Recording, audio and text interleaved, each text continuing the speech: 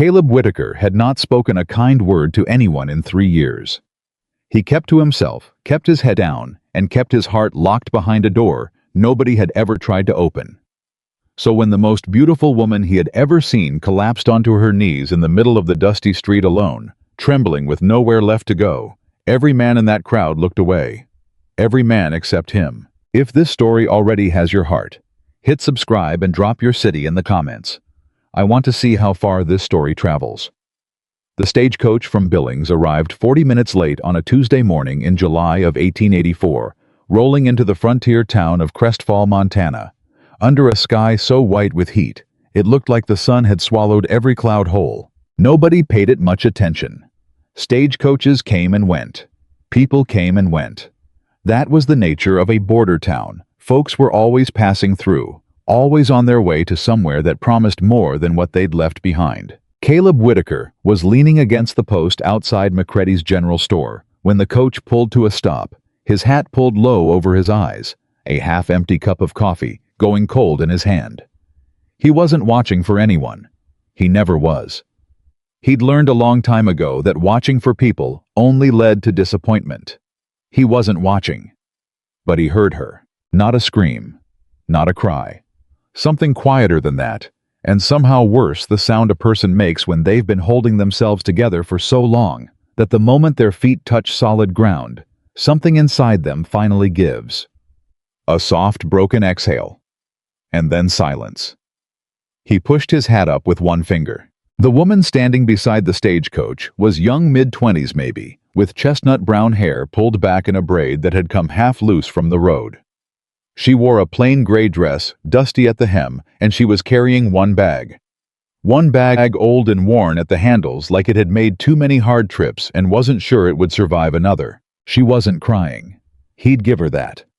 Her jaw was set, and her shoulders were back, and she was looking at the town, the way a person looks at something that's already disappointed them, not with surprise, just with a kind of tired recognition. Caleb looked back at his coffee. Not his business. Around him, the usual morning crowd had stopped what they were doing. Mabel Greer, who ran the laundry on the corner of 2nd Street, had her hand over her mouth. Old Pete Dunleavy, who sat on that same bench every morning and commented on everything that walked by, had leaned forward on his cane. Even the 2 ranch hands loading feed across the street had gone still. Caleb knew what that kind of attention meant in a town like Crestfall. It meant they already knew her story. Or thought they did. Her name was Clara Bennett, and by the time she'd walked 20 feet from the stagecoach, half of Crestfall already knew 3 things about her. She had no husband, she had no family left in Montana, and according to the letter that Henry Wallace's foreman had been waving around the saloon 2 nights prior, she was coming to town because she had nowhere else to go. Henry Wallace. Caleb's jaw tightened at the name the way it always did. Henry Wallace owned the largest cattle operation in the Crestfall Valley. He owned 2 of the town's 3 water rights. He'd bought the old Morrison homestead for a fraction of what it was worth when the Morrison family hit a hard winter and couldn't pay their taxes. He was 47 years old with silver at his temples and a smile that never quite reached his eyes, and he had a way of making generosity look like a transaction. And apparently he'd written to Clara Bennett offering her a position at his ranch. The details of that offer were not entirely clear to Caleb, but the fact that Wallace's foreman had been discussing it in the saloon loudly and with more than a few laughs from the men at the bar told him everything he needed to know about what kind of offer it really was. Clara had stopped walking. She was standing at the middle of the street now, and Henry Wallace himself had come out of the hotel to meet her, tall, well-dressed, hat in hand, wearing that smile like a pressed suit. Behind him stood 2 of his men.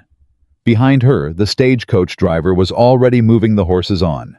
Caleb set his coffee on the post rail. "Miss Bennett," Wallace said loud enough for the whole street to hear. "Welcome to Crestfall. I trust the journey wasn't too unkind." Clara looked at him for a moment before she spoke. "Mr. Wallace, thank you for the letter." "Of course." He gestured toward the hotel. "Why don't we step inside out of this heat and we can discuss the arrangement?" "I'd prefer to discuss it here." A ripple went through the crowd. Old Pete made a sound low in his throat. Mabel Greer's hand tightened over her mouth. Wallace's smile didn't waver.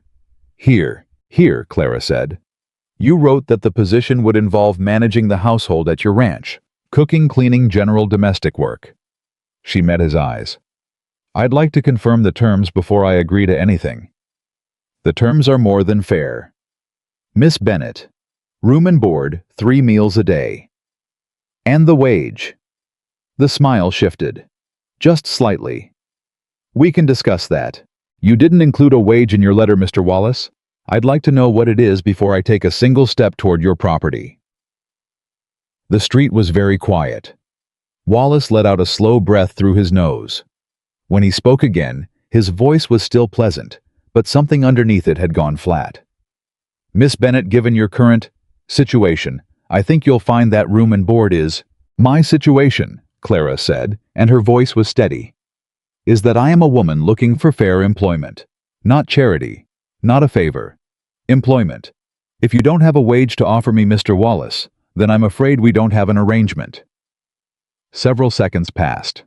Wallace looked at her the way a man looks at something that has not behaved the way he expected. Then he looked at the crowd, and something in his expression settled into a decision. I see, he said. He put his hat back on. Well, I'm sorry to hear that. He paused, and then loud enough for every ear on the street he added, I hope you find something suitable, Miss Bennett. A woman in your position can't afford to be too particular.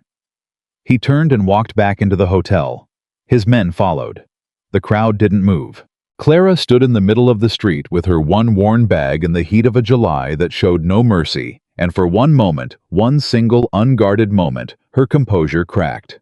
Not all the way. Just enough that Caleb, watching from across the street, saw her close her eyes and breathe in slow through her nose like she was counting something. Then she opened her eyes, squared her shoulders, and started walking. Nobody moved to help her. Old Pete looked at his boots. Mabel Greer turned back toward her laundry. The ranch hands went back to their feed bags. The whole town that had stopped to watch her be humiliated now collectively decided it had somewhere else to be. Caleb watched her walk. She was heading south. The road south out of Crestfall led to two things, the river crossing and 20 miles of open land beyond it, with no towns and no shelter. He didn't think about it. He just moved. Ma'am. She stopped. She didn't turn around right away. He could see her deciding whether she had enough left to deal with one more man who thought he had something to say to her. Then she turned. Up close, her eyes were dark brown, and they were tired in a way that had nothing to do with the journey from Billings. This was a deeper kind of tired, the kind that settles into a person after too many months of holding things together alone. Caleb took his hat off. I didn't know exactly why he did that. He just knew it felt right. Caleb Whitaker, he said. I got to ranch about 4 miles east of town. Small operation, cattle, couple of horses. He stopped, cleared his throat. I've been needing help with the household side of things. Cooking mainly. Maybe some general upkeep. He paused again. I can offer you a wage. She looked at him. Not the way most people looked at him. Not like he was landscape. Not like he was furniture, but actually looked at him like she was reading something. Why? She asked. He blinked. Ma'am, why would you offer that? Her voice wasn't unkind, just direct.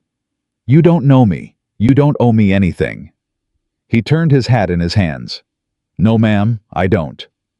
So why? Caleb looked down the street toward where Wallace's hotel door had swung shut. Then he looked back at her.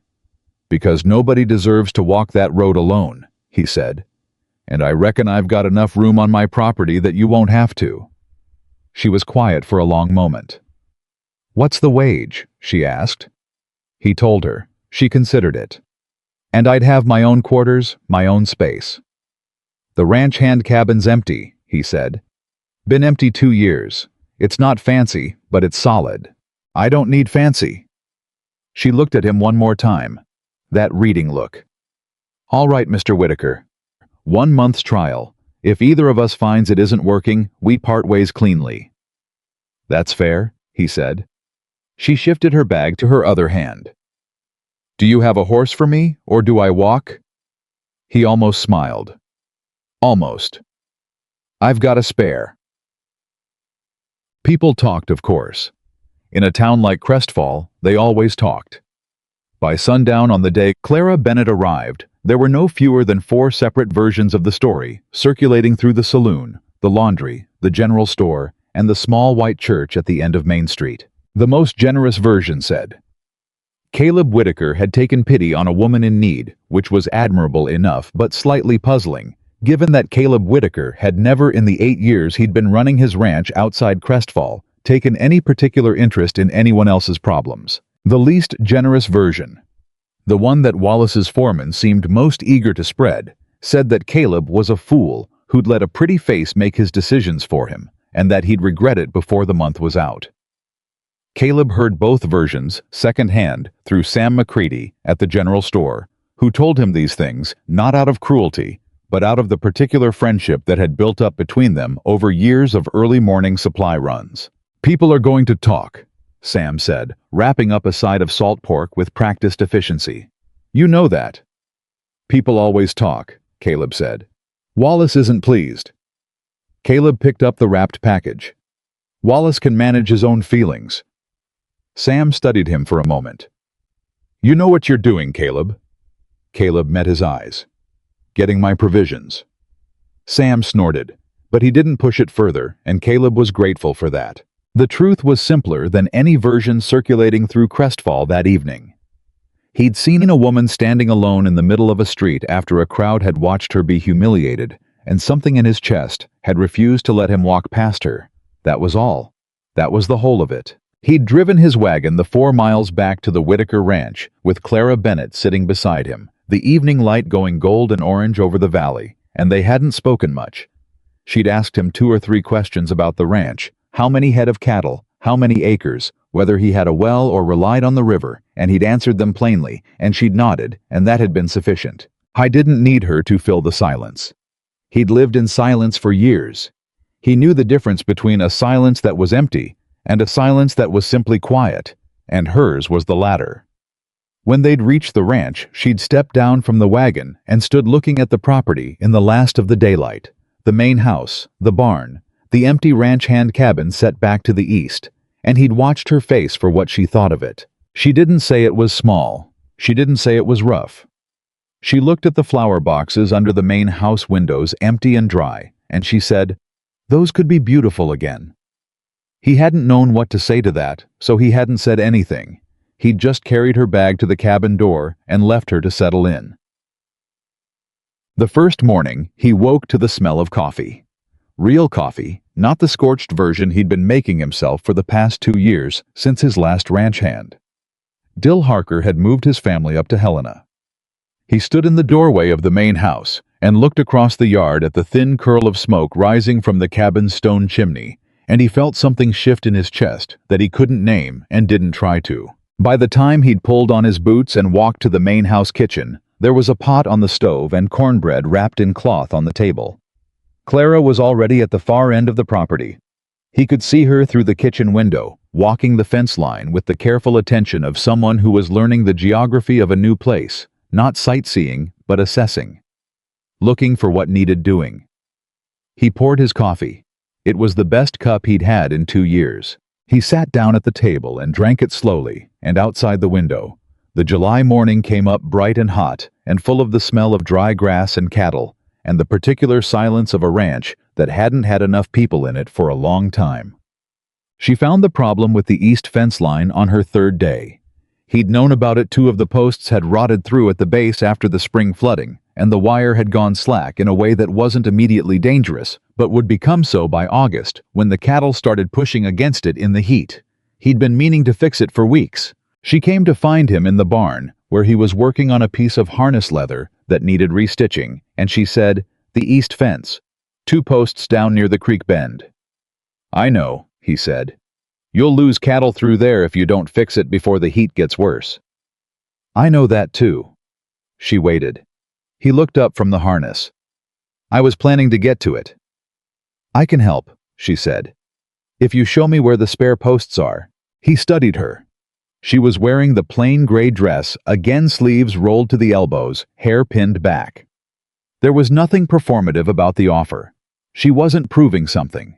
She was just seeing a problem and offering to help with it, the same way she'd apparently rearranged the kitchen the previous day, in a way that he hadn't commented on, but privately had to admit made a great deal more sense than what he'd had before. "It's heavy work," he said. "I'm aware of what fence posts weigh, Mr. Whitaker." He set down the harness. "All right." They fixed the east fence that afternoon. He dug the old posts out, and she hauled the new ones from the lean-to beside the barn. She didn't ask him to carry them, just picked them up and carried them, and if it was hard work, she didn't say so. He set the posts. She held them plumb while he packed the earth, and she had a steady hand and didn't complain about the heat, which was considerable by 2 in the afternoon. When they were done, she stretched her back and looked at the line of new wire and said, "That'll hold." "It will," he agreed. She glanced at him sideways. "Were you always this quiet, or is this a special effort?" He was so surprised that he almost laughed. "Almost. I've been told I'm not much for conversation." She picked up the spare wire coil. "That's all right. I've had enough conversation in my life that didn't need to happen. Quiet suits me fine." She carried the wire back to the lean-to. He watched her go, and that thing in his chest moved again, and this time he recognized it for what it was, which was the beginning of a problem he hadn't invited and didn't quite know how to address. The problem with Henry Wallace announced itself 10 days after Clara arrived. Caleb was in town for supplies. When Wallace appeared at his elbow outside McCready's smooth and unhurried, like a man who had all the time in the world because he owned most of the land in it. "Caleb," he said. "Good to see you." Caleb kept loading provisions into the wagon bed. "Wallace?" "I hear Miss Bennett is settled at your place." "She is." "Housekeeping arrangement, I understand." "That's right." Wallace was quiet for a moment, and Caleb could feel the man's attention on the side of his face like a brand iron, not quite touching skin. "Seems like an unusual situation," he said finally. "Woman alone on a man's property. No formal arrangement. People will wonder." Caleb set a sack of flour in the wagon bed and turned to look at Wallace directly for the first time. "People can wonder whatever they like, of course." Wallace smiled. "I only mention it out of concern, for her reputation naturally. A young woman in her position, no family connections, no references, can't really afford to have her character questioned." He paused. "I still have the position open for her, you know. A proper household position. More appropriate for all concerned." Caleb looked at him for a long moment. "I'll pass that along," he said. He knew he wouldn't, and from the look. In Wallace's eyes, that flat, calculating look that lived behind the smile, he suspected Wallace knew it too. He didn't tell Clara about the conversation right away. He told himself it wasn't necessary. That it was his problem to manage, not hers. That she had enough to deal with without him adding to it. But the truth, if he was honest with himself, and the ranch, and the silence, had a way of making him honest whether he liked it or not, was that he didn't quite know how to bring it to her. Didn't know how to say a man who has power in this town is paying attention to you. And I don't trust his intentions, and I find that I care about that more than I expected to. So he kept it to himself and watched the days go by. Clara planted something in the empty flower boxes under the kitchen windows. He didn't ask what. He just watched the small green shoots appear over the following days, and every morning he drank his coffee looking at them. And every morning that unnamed thing in his chest settled a little deeper. She had a laugh. He hadn't heard yet. Hadn't earned maybe, but he'd caught the edge of it once late in the afternoon of her 5th day, when one of his older horses had pressed its enormous head against her shoulder with such force she'd had to grab the fence post to keep from stumbling. She'd made a sound half surprised, half delighted, that lasted only a second before she collected herself. He'd been pretending to check the barn hinges, and he'd gone very still. I wanted to hear that sound again. He didn't know what to do with the wanting. It was Sam McCready's wife Ellen who finally said what everyone in Crestfall was thinking. Ellen McCready was a direct woman with a kind heart, and the ability to deliver uncomfortable truths with such warmth that you thanked her for it afterward. She appeared at the Whitaker ranch on a Saturday morning, ostensibly to bring over a jar of her blackberry preserves. But more honestly, Caleb suspected because she'd been given a commission by half the women in town to see what was actually going on. Clara answered the door. Caleb was close enough to hear. "You must be Miss Bennett," Ellen said. "I'm Ellen McCready. I've been wanting to come by all week." "Mrs. McCready." Clara's voice was warm and careful. "Please come in." He stayed where he was on the porch, not quite out of sight. "I'll come right to the point," Ellen said, settling herself at the kitchen table. "Henry Wallace has been talking." A pause. "About me. About your circumstances. About what he calls the impropriety of your situation here." Ellen's voice was level. "He suggested to several people that a woman of good character wouldn't agree to live on a single man's property without a formal arrangement." Another pause. Longer this time. "And what do the women in town say?" Clara asked. "Most of them say Henry Wallace has no business commenting on other people's arrangements when he's the one who offered you a position with no wage and no contract and expected gratitude for it." Clara's voice was very quiet when she spoke again. "Did they?" "They did." Ellen paused. "But I'll be honest with you, Miss Bennett. There are some who worry. Not about your character. Most folks who've met you briefly already think well of you. But about what Wallace might do if Caleb continues to publicly side against him." A beat. "Caleb doesn't have Wallace's resources, and Wallace is a patient man when he wants something." Caleb's hand tightened on the porch rail. "I appreciate you telling me," Clara said. "I thought you should know what the landscape looks like," Ellen said, "so you can make informed decisions." He heard the sound of chairs and footsteps and the particular pause of two women who have recognized each other as capable of straight dealing. "Mrs. McCready," Clara said, "do you think I should leave?" Ellen was quiet for a moment. Then she said, "I think you should stay exactly as long as it serves you, and not one day longer. And I think if Henry Wallace wants to make trouble, he'll find this particular fight harder than he expects." Another pause. "Because Caleb Whitaker might be the quietest man in the valley, but he's also the most stubborn." Clara didn't say anything to that, but Caleb, standing on the porch with the July sun on the back of his neck, thought he heard the very faint sound of something.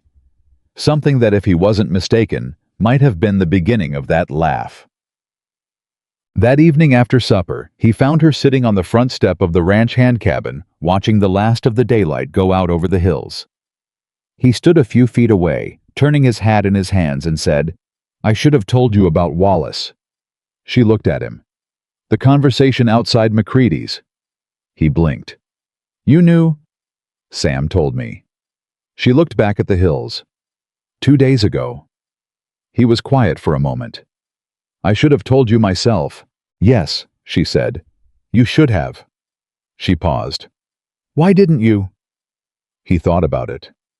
The honest answer was complicated and sat uncomfortably in his chest. He gave her the simpler version, which was also true. "I didn't want to add to what you were carrying." She was quiet for a long time after that. The hills went from gold to pink to the deep blue-purple of a July evening, and the first stars came out over the east ridge, and somewhere in the distance, a nighthawk called once and then was silent. "Mr. Whitaker," she said finally. "Caleb," he said. He didn't know why. It came out before he thought about it. She looked at him. That reading look again, the one that went somewhere most people's attention didn't bother to reach. "Caleb," she said. And something about hearing his name in her voice did something to him that he was entirely unprepared for. "I am not going to let Henry Wallace decide where I go or how long I stay. And I am not going to be a problem you have to solve." She held his gaze.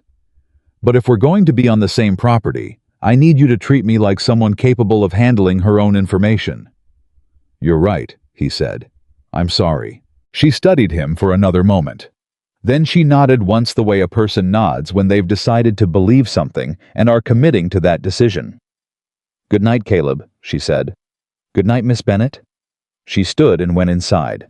He stood on the step a moment longer, looking at the door, and then he turned and looked out at the hills and the stars and the dark valley below, and he thought about a woman who had arrived in town with one worn bag and no ground to stand on, and had in 10 days made herself into the kind of person who planted flowers and fixed fences and looked at men who thought they held all the cards and said, "Not today." He thought about Wallace's smile. I thought about what Ellen McCready had said. A patient man. And standing there in the warm July dark with the smell of dry grass and growing things, and the faint wood smoke from Clara's cabin. Caleb Whitaker made a decision of his own. He didn't have Wallace's money. He didn't have his land or his connections or his easy authority. But he had 8 years of grit and stubbornness and a ranch he'd built with his own hands on ground nobody thought was worth having, and he'd be damned if he let a man like Henry Wallace reach past him to hurt someone who had already been through enough. He put his hat on and went inside. The night was warm and July wasn't close to finished, and there was going to be trouble before summer was done. He knew it the way a rancher knows weather, not by reading signs, but by the feeling in the air. But for the first time in a long time, the feeling in his chest when he thought about what was coming wasn't dread. It was something that felt cautiously and unexpectedly like purpose. The trouble started. The way trouble always does in a small town, not with a gunshot or a shout, but with a whisper that moved from mouth to mouth until it had traveled so far from the original truth that nobody could say where the truth had gone. It was Dora Langley who brought the whisper to Clara. Dora was 23 and newly married to one of Wallace's junior ranch hands, and she had the particular combination of a kind heart and very poor judgment about what information was useful to share. She appeared at the Whitaker ranch on a Monday morning, 3 days after Ellen McCready's visit, carrying a basket of cornmeal.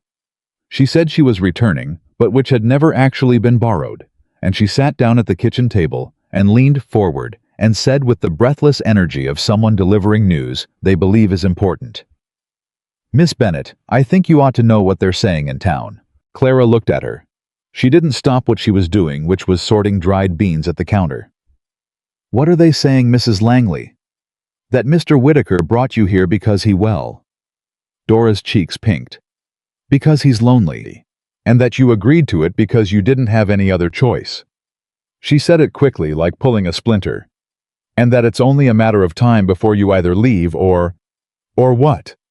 Clara's voice was even. Dora didn't finish the sentence. "Mrs. Langley?" Clara set down her handful of beans and turned to face her. "Who is saying this?" "It's just around town. People talk. Who started it?" Dora's eyes dropped to the table. That was answer enough. Clara nodded once. "Thank you for telling me." She said it with enough warmth that Dora visibly relaxed, which was Clara had learned the kindest way to let someone out of an embarrassing situation they'd gotten themselves into with good intentions. "Now, would you like some coffee before you go?" After Dora left. Clara stood alone in the kitchen for a long moment. She looked at the beans she'd been sorting. She looked at the coffee pot on the stove. She looked at the small green shoots in the window boxes which had come up straight and strong in the July heat. Then she picked up her beans and went back to sorting them, and her hands were completely steady, and she made herself a promise. Henry Wallace was not going to move her, not an inch. Caleb came in from the barn an hour later, and she was at the stove, and she said without turning around, "Dora Langley came by." He set his hat on the hook by the door. "Did she?" "Wallace is spreading a story about why you hired me." A pause. Then, "What kind of story?" She turned from the stove and looked at him directly. "The kind that's designed to make me look like a woman with no character, and you look like a man with no judgment." She paused. "It's a careful story, just vague enough that nobody can point to a specific lie." Caleb stood in the kitchen doorway and looked at her with that quiet measuring way he had, not slow, not uncomprehending, but like a man who prefers to understand something fully before he responds to it. "What do you want to do about it?" She blinked. It was not the response she'd been prepared for. "I expected you to say it wasn't worth worrying about," she said. "It is worth worrying about," he said. "Wallace doesn't do anything without a reason. If he's spreading stories now, it's because he's planning something, and he wants the ground softened first." He pulled out a chair and sat down. "So I'm asking what you want to do about it." Clara looked at him for a moment. Then she sat down across from him. "I want to go into town," she said. I want to go to the market, buy provisions, say good morning to people, and make it very clear that I am not hiding, and I am not ashamed, and I am not going anywhere." Caleb nodded. "All right. You don't have to come. I know." He picked up his hat from the table and settled it on his head. "I'll hitch the wagon." She opened her mouth to say something, and then didn't. She turned back to the stove instead, and she was certain, almost certain, that she was not smiling. The ride into Crestfall took 40 minutes, and they didn't talk for most of it. Not because there was nothing to say, but because the silence between them had shifted sometime in the past 2 weeks into something that didn't require filling. It was the kind of quiet that two people arrive at after they've been working the same land and eating meals across from each other and discovering piece by piece that the other person is more than they first appeared. He drove. She watched the road. A hawk turned in circles high above the dry grass to the south patient and unhurried looking for something. "Can I ask you something?" she said. "Go ahead." "Your ranch hand, the one who left for Helena 2 years ago." She looked at the road ahead. "Is that why the cabin was empty? Why the kitchen hadn't been properly used?" A pause. "Partly." "Partly," she repeated. "What's the other part?" Howe was quiet long enough that she thought he wasn't going to answer. Then he said, "I wasn't expecting to stay here myself for a while, after Dill left." She looked at him. "But you stayed." The land needed working. He kept his eyes on the road. "Wasn't anyone else to do it?" "That's not why you stayed." He glanced at her sideways. "A man who stayed only because the land needed working wouldn't have planted flower boxes," she said. He looked forward again. His jaw moved. "My mother planted those," he said. "Before she died. I just kept them up." A pause. "Or I was going to. I let them go for a while." She looked at the road. "I'm sorry about your mother," she said. "Long time ago," he said. "Doesn't always feel that way," she said quietly. He glanced at her again, and this time the look lasted a half-second longer than the others, and she held it, and something passed between them that was small and quiet and entirely real. Then they reached the outskirts of Crestfall, and he guided the horses down Main Street, and the town appeared around them, with all its noise and its people and its opinions, and the moment closed like a hand releasing something.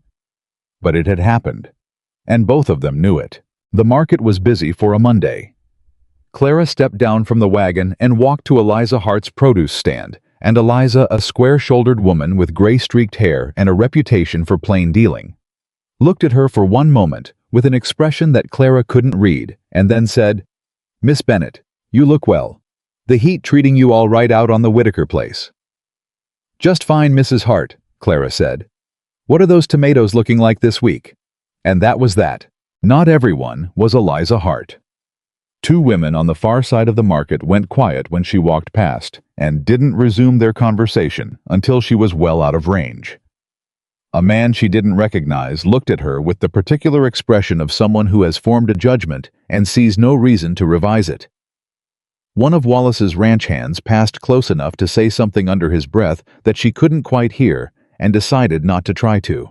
But she kept walking, and she kept her chin level, and she said good morning to the people who said it to her, and didn't stop for the ones who didn't, and she bought flour and salt, and a small sack of coffee, and a jar of honey from a boy who was clearly running his father's stand, and was more interested in whether she'd seen the hawk he'd spotted that morning than in whatever Henry Wallace had said about her. She was at the edge of the market loading her purchases into the wagon, when she heard a voice she recognized. "Miss Bennett." Henry Wallace. She didn't startle. She'd been expecting him. She turned around, bag in hand, and met his eyes. He was alone this time. No foreman, no men behind him. Just himself, polished and easy, with that smile that lived only in the lower half of his face. "Mr. Wallace," she said. "You've settled in well, I hear." He glanced toward the wagon, toward Caleb, who was across the market at McCready's loading point, and who had, she noted, peripherally gone very still. "I have," she said. "I want to apologize," Wallace said, and he said it with such well-practiced sincerity that she nearly believed he believed it. "For our conversation last week. I was abrupt. You deserved better." "Yes," she said. "I did. Something flickered behind his eyes. I hope you'll allow me to if you find the arrangement at the Whitaker ranch doesn't suit that my offer remains open. A proper position. Wages discussed openly. He paused. I know I handled it poorly. Clara looked at him.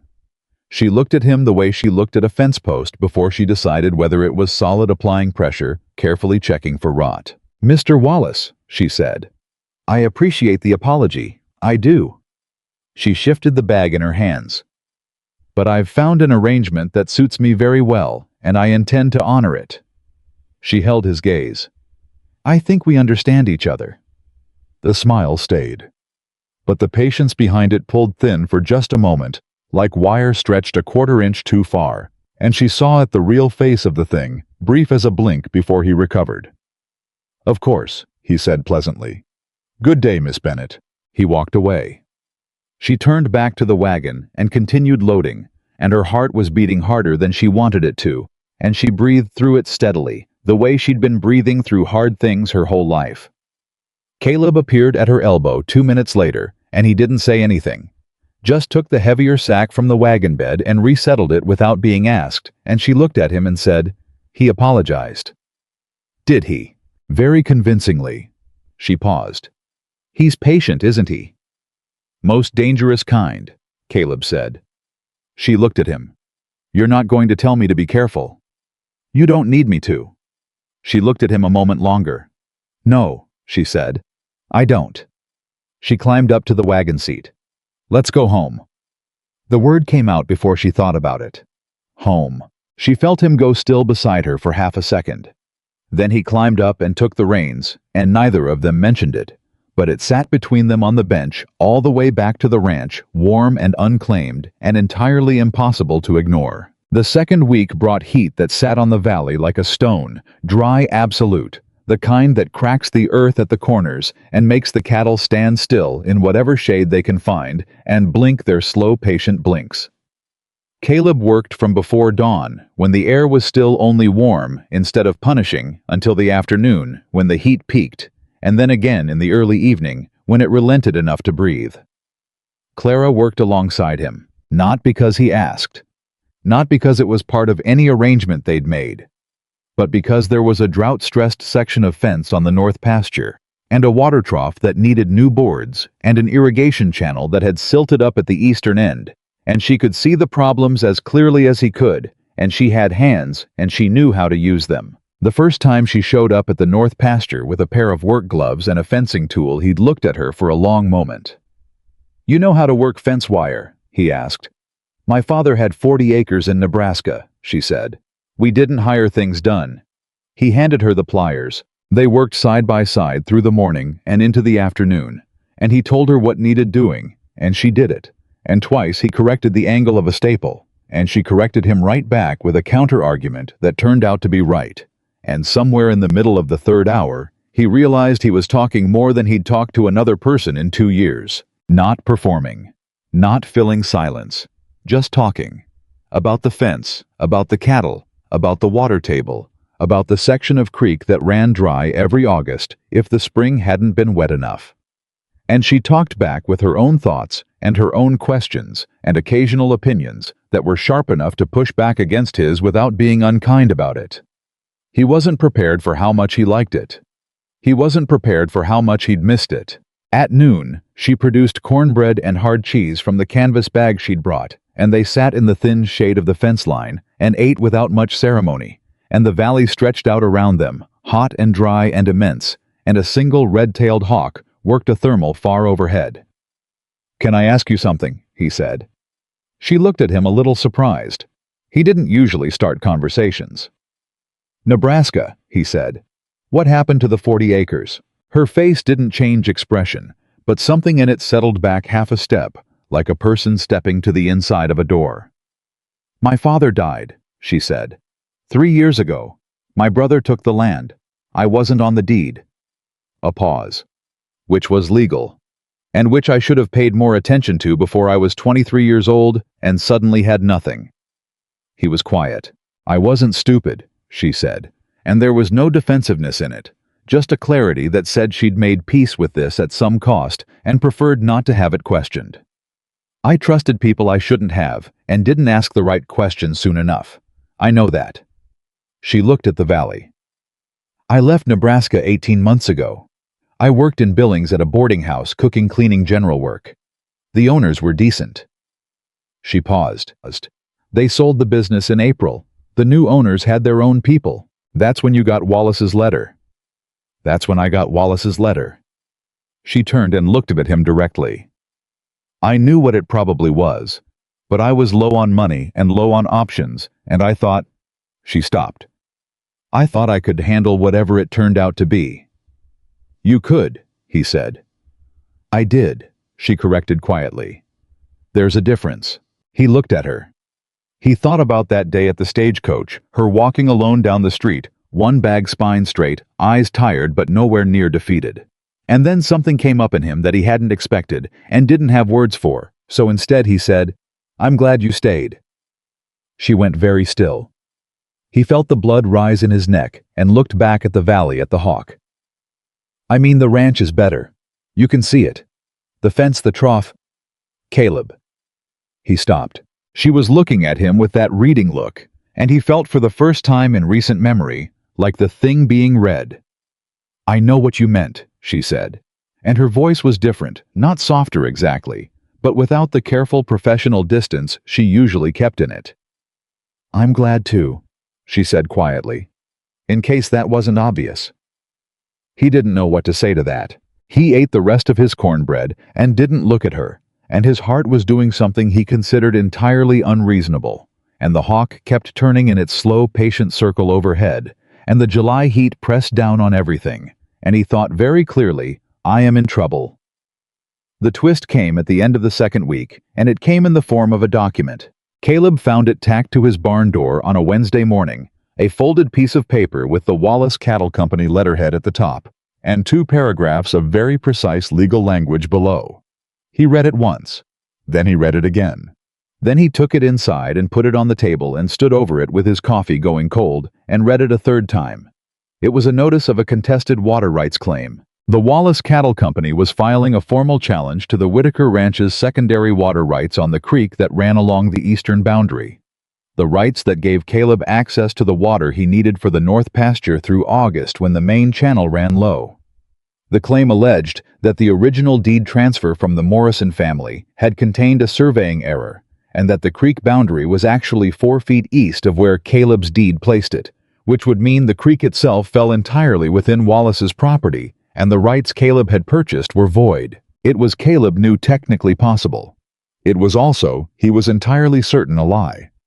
He'd bought the Morrison property's water rights 7 years ago, paid fair price for them, and had a deed registered with the county land office in Billings. The creek boundary had been surveyed by Morrison's man and countersigned by the county. He had copies of everything, but he also knew what it cost to fight a legal challenge from a man who had a lawyer on retainer and the patience to bury a small rancher in paperwork until the August heat made staying on any patch of land without water rights an impossibility. He was still standing over the notice when Clara came in from the cabin. She took one look at his face and said, "What happened?" He gave her the notice. She read it. Her face did not change, but she read it twice, which was how he knew it had hit hard. Then she set it on the table and looked at him. He's going after the water. Yes. Because he knows what happens to this land in August without the creek access. Yes. How long do you have to respond? Notice is dated last week. They're giving me 30 days. 30 days from last week, or 30 days from when you received it. He stopped. He looked at the date on the paper. Then he looked at the date again, calculating, and something cold moved through him. From when it's dated, he said. Which means I've already lost a week. Do you have a lawyer? No. Do you have all your deed documents? The original survey, the transfer paperwork, the county registration. In Billings, I mailed copies to the land office when I filed. Originals are in a lockbox. He paused. In the house. She crossed the kitchen, and he heard the sound of a chair dragged out, and she was already sitting down with her hands flat on the table, thinking by the time he turned around. "You need someone to look at those papers," she said. "Someone who knows property law." "There's no property lawyer in Crestfall." "No," she said. "But there is one in Billings. I met him at the boarding house, a man named Arthur Gaines. He's not expensive and he's honest, which is rarer." She looked up at him. "More importantly, he has no relationship with Henry Wallace." Caleb stared at her. "You know a property lawyer." "I know a great many people," she said. "I've had to." She held his gaze. "Write to him today. Send it express. Enclose a copy of your deed documents and the water rights survey. Explain exactly what the notice says." She paused. "Don't wait, Caleb. Every day that passes makes this harder." He looked at her across the table. This woman who had arrived 3 weeks ago with one worn bag and no ground to stand on. Who was now sitting in his kitchen, with her hands flat on his table, mapping out how to defend his land, with the calm efficiency of someone who had made plans in a crisis before and knew the difference between panic and purpose. "Clara," he said. She looked up. "Thank you," he said.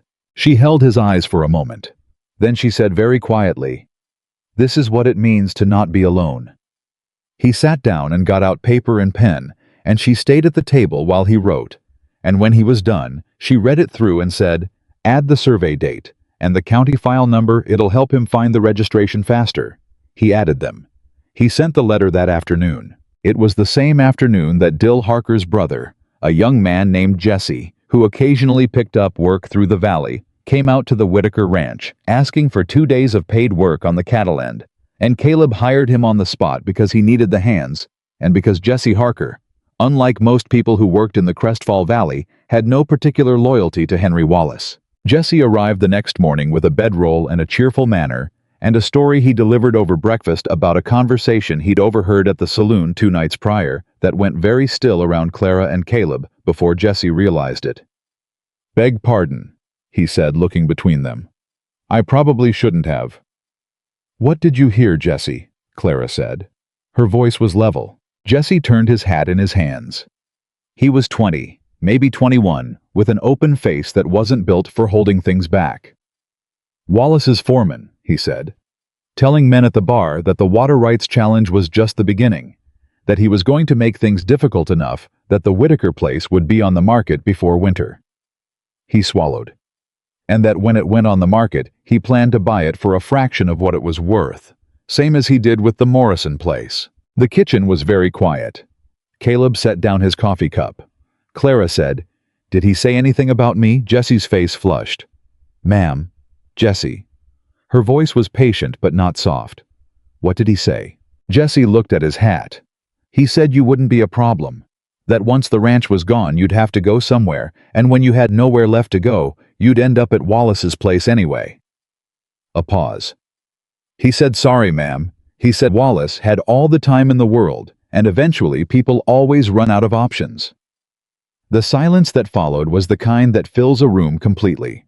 Clara stood up from the table and went to the window. She stood there for a moment with her back to them both. Caleb watched her, and Jesse watched the table, and the morning heat pressed against the kitchen walls. Then Clara turned around. Her face was calm. Her voice when she spoke was the quietest it had ever been. "Jesse," she said, "would you be willing to tell Sam McCready what you told us if it came to that?" Jesse blinked. "Sure," he said. "I ain't afraid of Wallace's men. They're all hat and no cattle, most of them." Clara nodded. She looked at Caleb.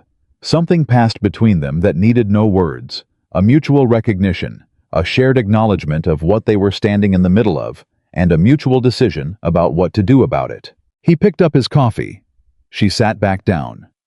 Jesse asked if there was more cornbread, and the tension broke like a thread pulled too far, and breakfast continued, and outside the July heat went on doing what it did, relentless and absolute, and the ranch went about its morning. But that night after Jesse had turned in, and the property had gone quiet, Caleb sat on the front step of the main house with the letter receipt from Billings in his hand, and the water rights notice folded in his pocket, and he looked at the dark hills and the stars above them, and he thought about everything Wallace had said, and everything he hadn't said, and he thought about what it meant that a man had looked at his land and his livelihood, and decided to dismantle it piece by careful piece, and he thought about what Jesse had said about Clara. Eventually, people always run out of options. The anger that moved through him then was not hot. It was the cold, settled kind, the kind that doesn't burn out fast. The kind that becomes something a person carries until they've done something with it. He was still sitting there when he heard the cabin door open and her footsteps cross the yard. She sat down on the step beside him. Not close enough to touch, just beside him. Present. "You should sleep," he said. "So should you," she said. A pause. "I'm not going to let him take this land," he said. "I know," she said. "Even if the lawyer can't." "The lawyer can," she said. "Your deed is good, Caleb. I read the survey copy in your lockbox. The creek boundary is exactly where you said it was. The Morrison survey is countersigned and filed. There's no legal ground for what Wallace is claiming." A pause. "He knows that. This isn't about the law. It's about whether you have the time and money and staying power to defend what's legally yours." Caleb looked at the hills. "And if I run out of time?" "You won't," she said, simply, as though it were a decision she had made on his behalf and was informing him of. He looked at her. The stars were bright and the air was warm, and she was sitting on his front step in the dark, talking about his water rights, with the certainty of a woman who had calculated this problem and arrived at an answer. "Why are you doing this?" he asked. She met his eyes. "Because this is my home too," she said. "For as long as I'm here." The words were plain and honest, and they went through him like water through dry ground, and he looked at her face in the dark, and he thought of everything she'd said, and everything she'd done in 3 weeks that nobody had asked her to do, and he understood in a way that was quiet and certain, and completely without drama, that he had made a terrible miscalculation. He had thought she was someone he was helping. He had not understood until now that they were helping each other. "Clara," he said. She looked at him, and the reading look was back, but softer now in the dark, less armor, and more openness. He opened his mouth. And then hoofbeats, fast, urgent, coming up the eastern road cut through the night, and they were both on their feet, before the sound resolved into a shape, and the shape resolved into Jesse Harker, on Caleb's spare horse riding hard from the direction of town. Jesse pulled up short, breathing hard, and looked down at them both, with an expression that erased everything that had been building on that front step. "What is it?" Caleb said. "Fire," Jesse said. "Morrison Creek tributary. The bridge, somebody said it." Clara grabbed his arm. "Whose land?" "The creek bridge serves 3 properties," Jesse said.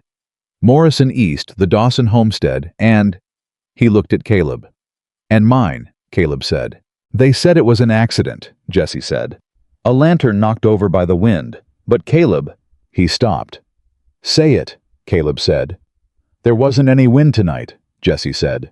The 3 of them stood there in the dark, and the stars burned cold and bright overhead, and the Whitaker ranch was very quiet around them, and the night that had been 60 seconds ago, something entirely different, had become something else. Caleb looked at Clara.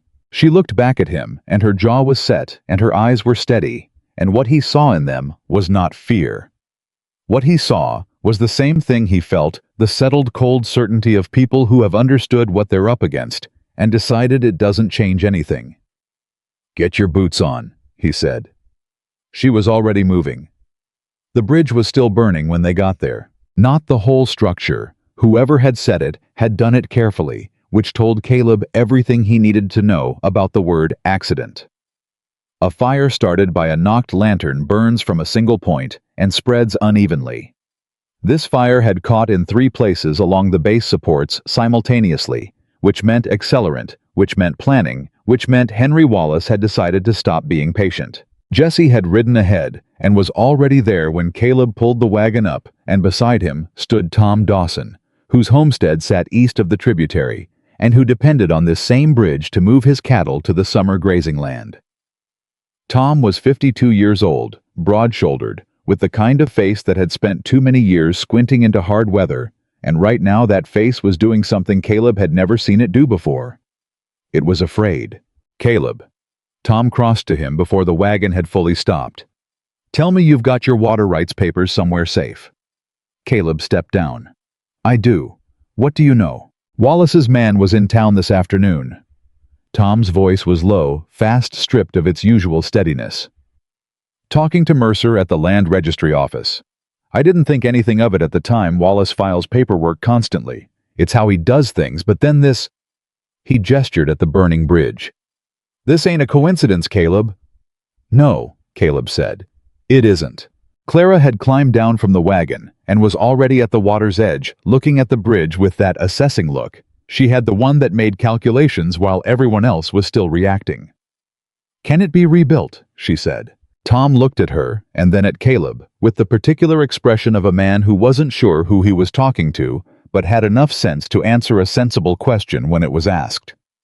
The decking can be replaced in a day or two. The middle support post is what concerns me if that's compromised all the way down. Is there another crossing point? She said. Half a mile north. But it's shallow, cattle can ford it, but it's not reliable past mid-August when the water drops. She turned to Caleb. Then you've got 3 to 4 weeks before the north crossing becomes unusable. That's your actual deadline, not the 30 days on the legal notice. Tom looked between them again. Legal notice. Caleb told him about the water rights challenge. He kept it short and plain, the way he kept most things, and watched Tom's expression move through surprise, and then anger, and then something harder and colder underneath the anger. He filed that before he burned the bridge, Tom said slowly. Filed it last week, Caleb said. I got the notice Wednesday morning. Tom was quiet for a moment. Around them the fire crackled and hissed at the water line, and somewhere up the bank, 2 other neighbors who'd seen the smoke had appeared.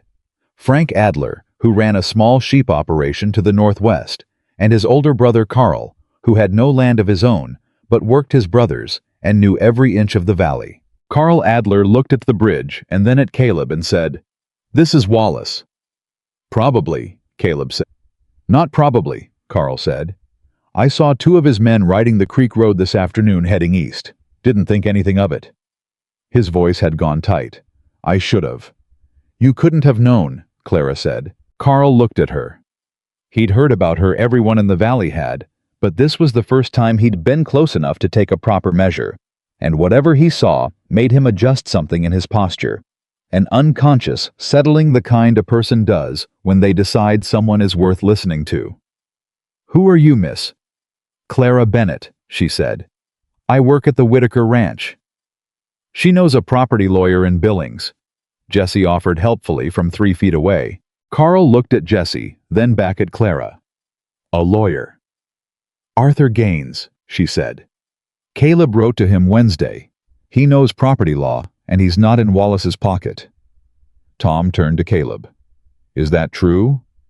Letter went out Wednesday afternoon, Caleb said. The men were quiet for a moment, 4 of them in the firelight, doing the math that men in tight situations always have to do, which is the math of what they stand to lose against what they stand to gain by standing together. Frank Adler said, If Wallace is going after your water rights, Caleb, he's going after ours next. You know that. I know, Caleb said. My sheep need that creek. I know that too. So what do we do? Frank said. Caleb looked at the burning bridge. He looked at Tom and Carl and Jessie. He looked at Clara, who was watching him in that quiet, steady way she had, not pushing, not directing, just present, just there. The same way she'd been there every day for 3 weeks, fixing what needed fixing and standing where she was needed and never once making him feel like he was doing it alone. He said, First thing we do is put this fire out before it takes the bank. Then tomorrow morning we go to Sam McCready, all of us, and we make sure there's a written record that this bridge burned, and when and who was seen on this road today. He paused. And then we wait for Arthur Gaines. Tom nodded slowly.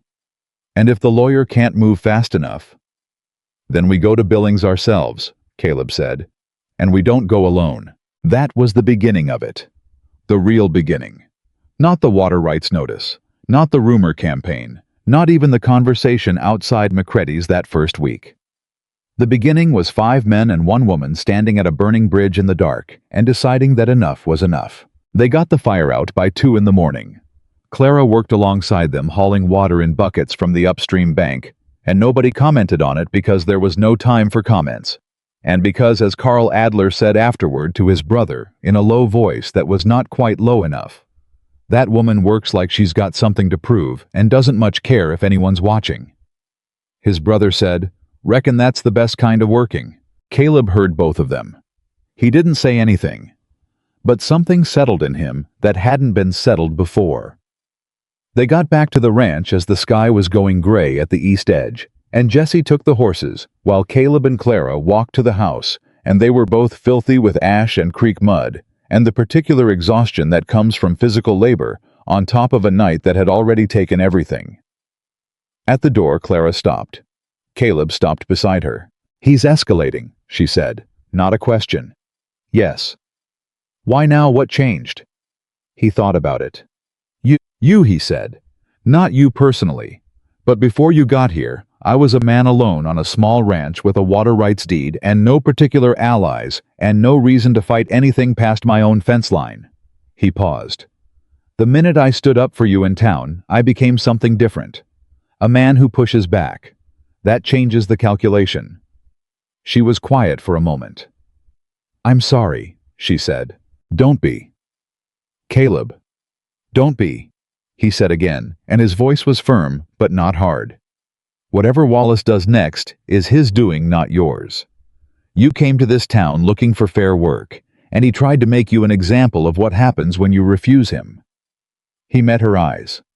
"I'm not sorry I stood up. I'd do it again." She looked at him for a long moment.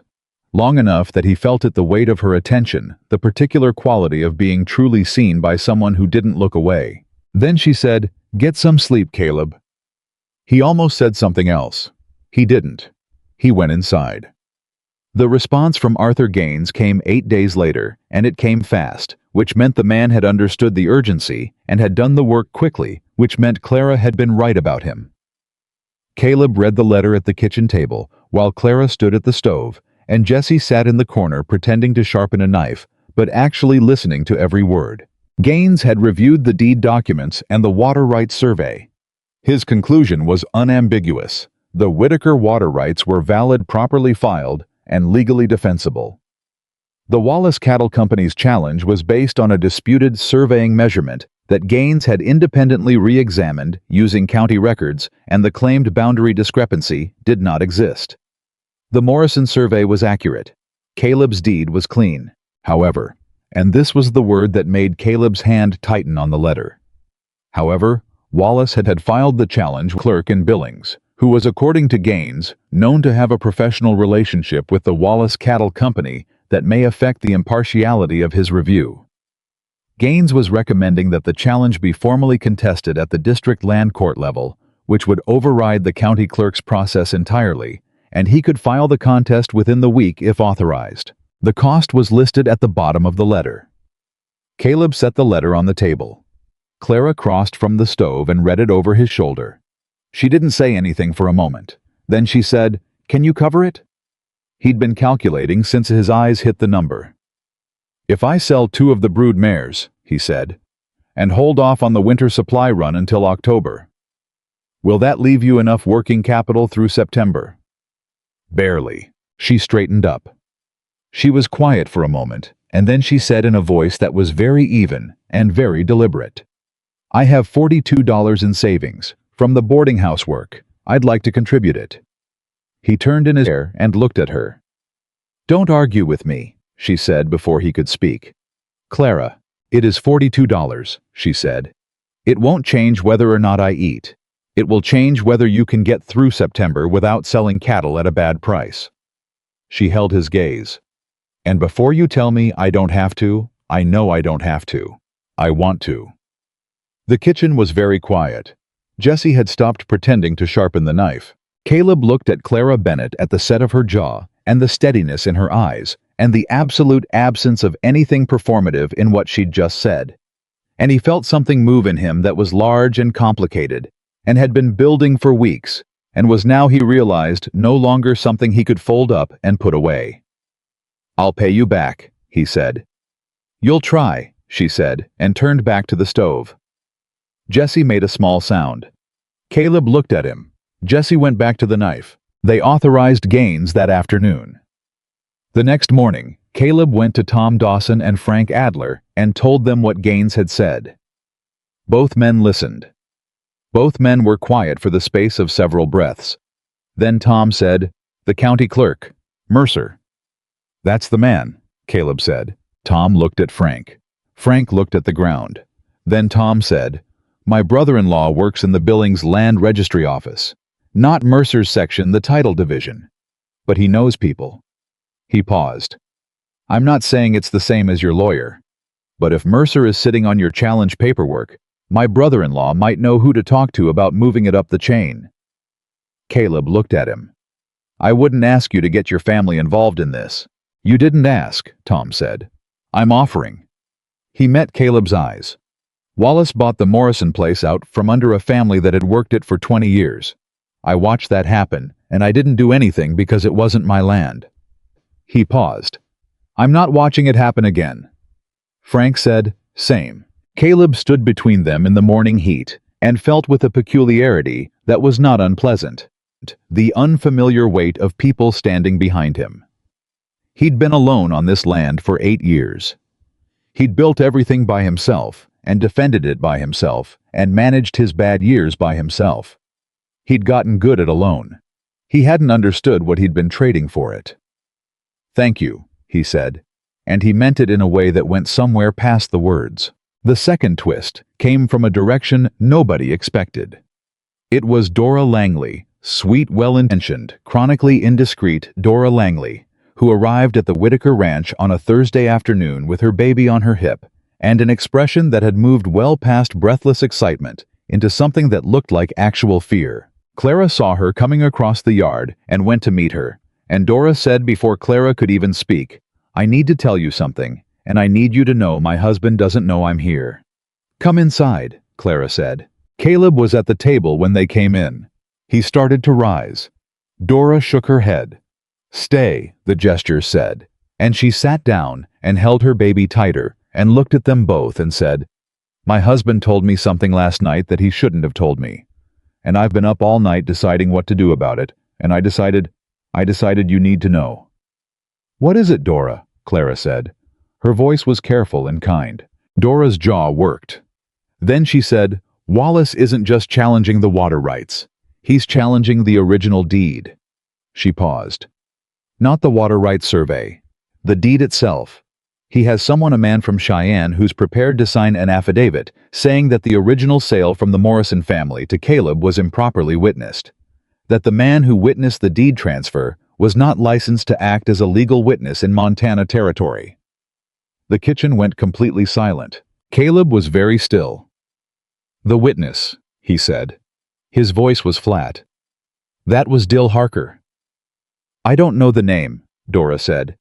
"I just know what my husband said. Wallace has been planning this for months. The water rights challenge it's a distraction, to get you focused on the creek while he builds the deed case." Clara looked at Caleb. His face had gone the color of old ash. "Dill Harker wasn't a licensed witness," he said quietly. "He was my ranch hand. He was there when Morrison and I signed the papers. He signed as witness because Morrison's lawyer was in Billings, and we were closing the deal on the ranch, and nobody—" He stopped. "Nobody thought it would matter." "Did you file with the county?"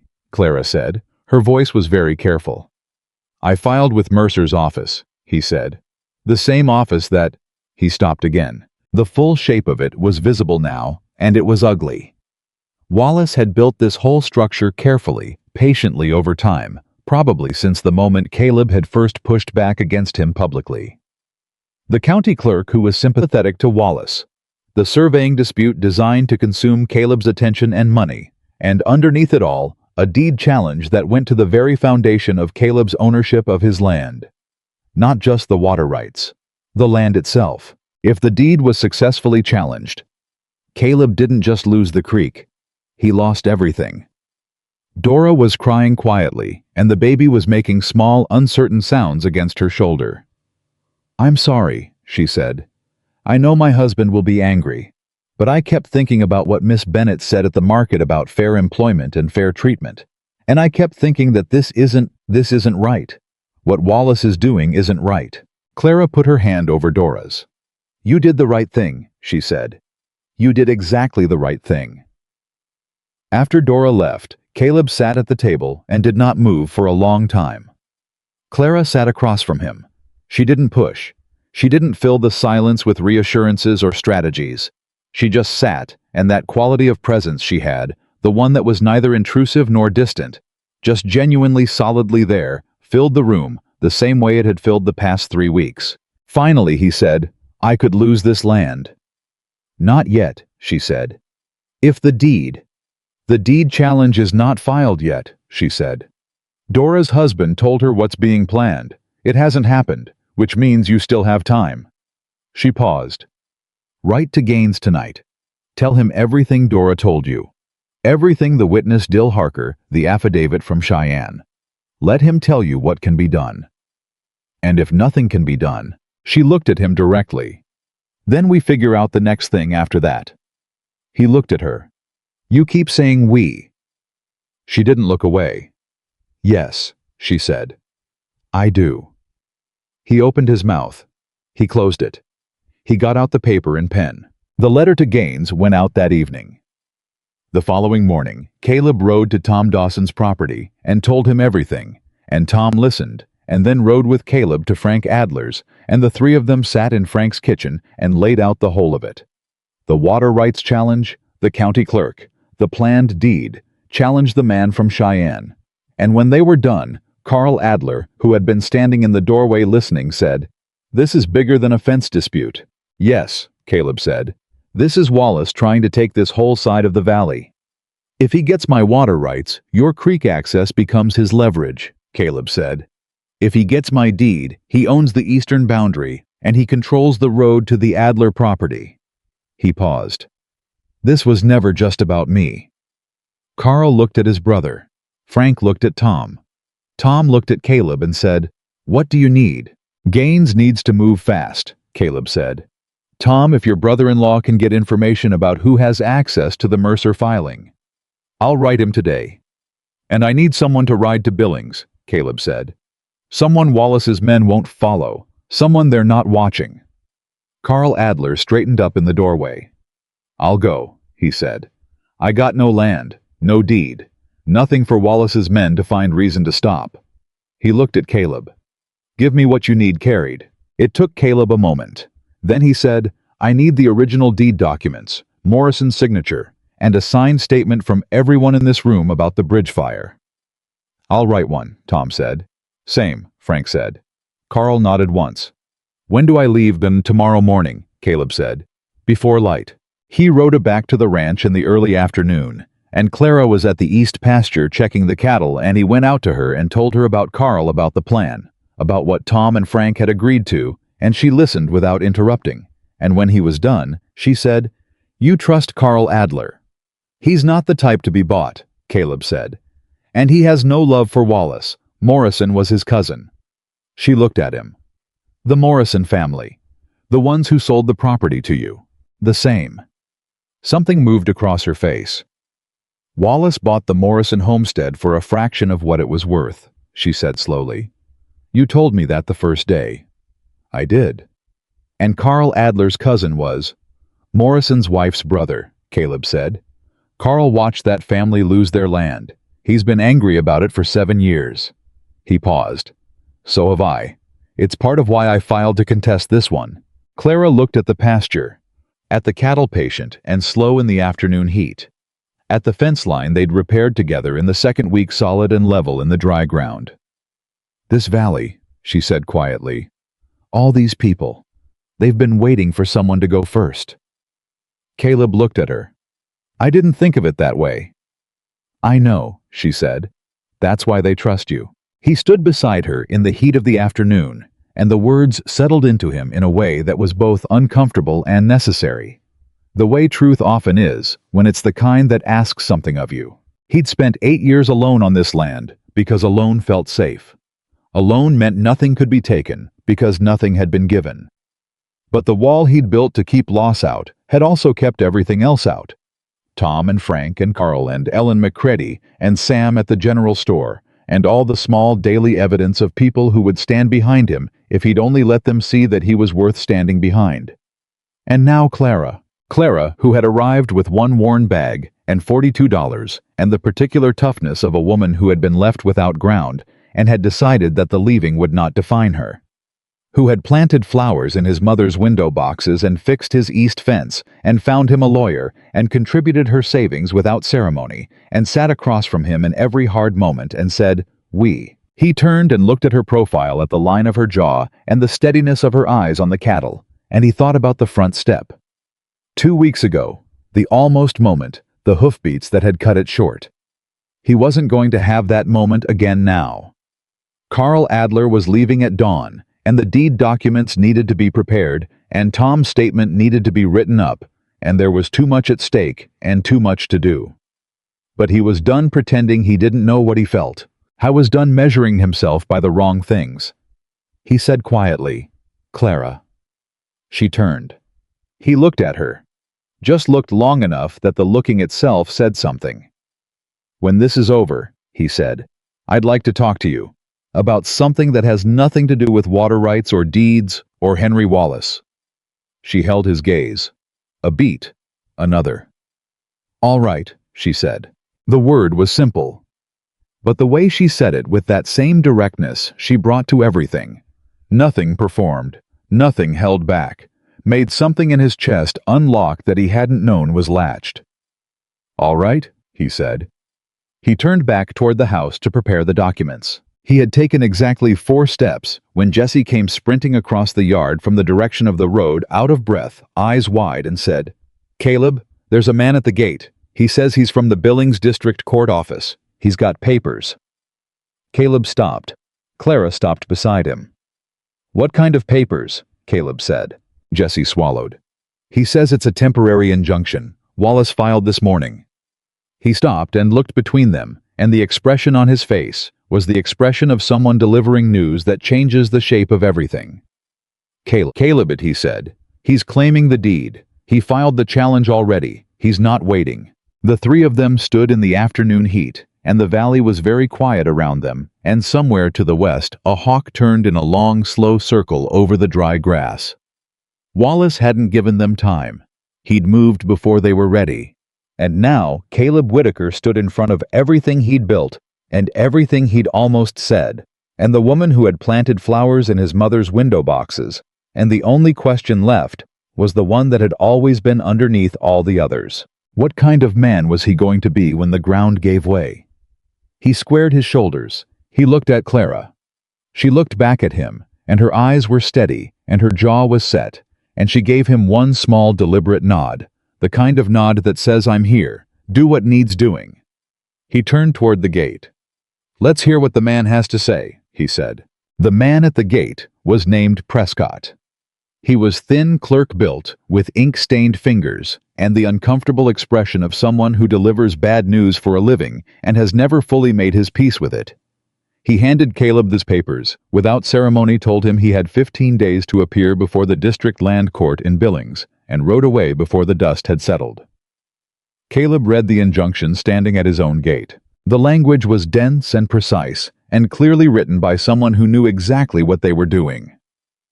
Wallace had filed a formal deed challenge citing 3 separate grounds. The witness licensing issue. Dora had warned them about a secondary claim regarding the original Morrison property survey boundaries, and a third claim that Caleb had not seen coming, and that made the cold in his chest drop several degrees when he reached it. He read that section twice. Then he handed the papers to Clara without a word. She read it. He watched her face. She was good at keeping things off her face. Clara was better than most people he'd known, but this one got through. Her eyes stopped moving at the same place his had. Then she looked up. "He's claiming the property was purchased under duress," she said. "Yes. He's saying the Morrison family was in financial distress when they sold, and that the sale price constituted predatory acquisition." She stopped. "He's saying you did to the Morrisons what he actually did to them." "Yes," Caleb said. The silence that followed had a particular quality to it, not empty, but dense. The way air gets before a storm, when everything goes still and even the birds stop. Jessie had been standing 6 feet back. He made a sound that was not quite a word, and was not quite appropriate for mixed company, and under other circumstances, Caleb might have said something about it. He didn't. "Carl," Clara said. "He leaves at dawn," Caleb said. "That doesn't change. He needs to take more than the deed documents." She was already moving, already working through it. "He needs the original purchase agreement, the price paid, any correspondence between you and Morrison before the sale, any witnesses to the negotiation, anyone who can speak to the fact that Morrison came to you, not the other way around." "Morrison's oldest son," Caleb said. "He was at the table when we agreed the terms. He lives up near Helena now. Write to him tonight," Clara said. "Before anything else." She paused. "And Carl needs to go to Gaines first thing when he reaches Billings. Before the court office. Before anything else. Gaines needs to know about the third claim." She handed the papers back to him. He took them.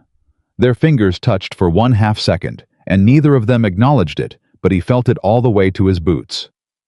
"All right," he said. "Let's get to work." They worked until midnight. Caleb wrote 3 letters to Gaines, to Morrison's son in Helena, and a third to his own county representative in Billings, a man named Aldrich, whom Caleb had voted for twice, and who had the reputation, if not always the follow-through, of being difficult to buy. Clara sat across from him while he wrote and reviewed each letter before he sealed it, not changing his words, but asking questions. Had he mentioned the date of the original negotiation? Had he included the name of the bank where the purchase funds had been certified?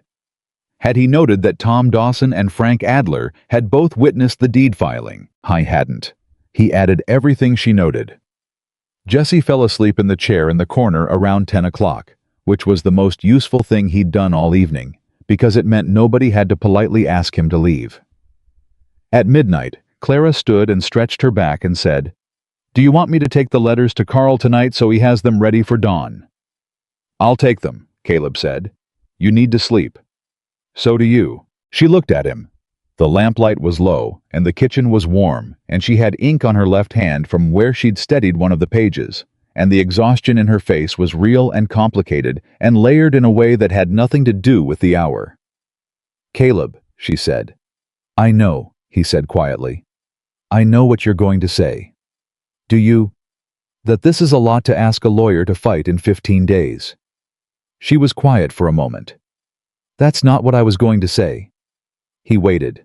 "I was going to say," she said carefully, "that I've never seen anyone fight for something the way you fight for this land.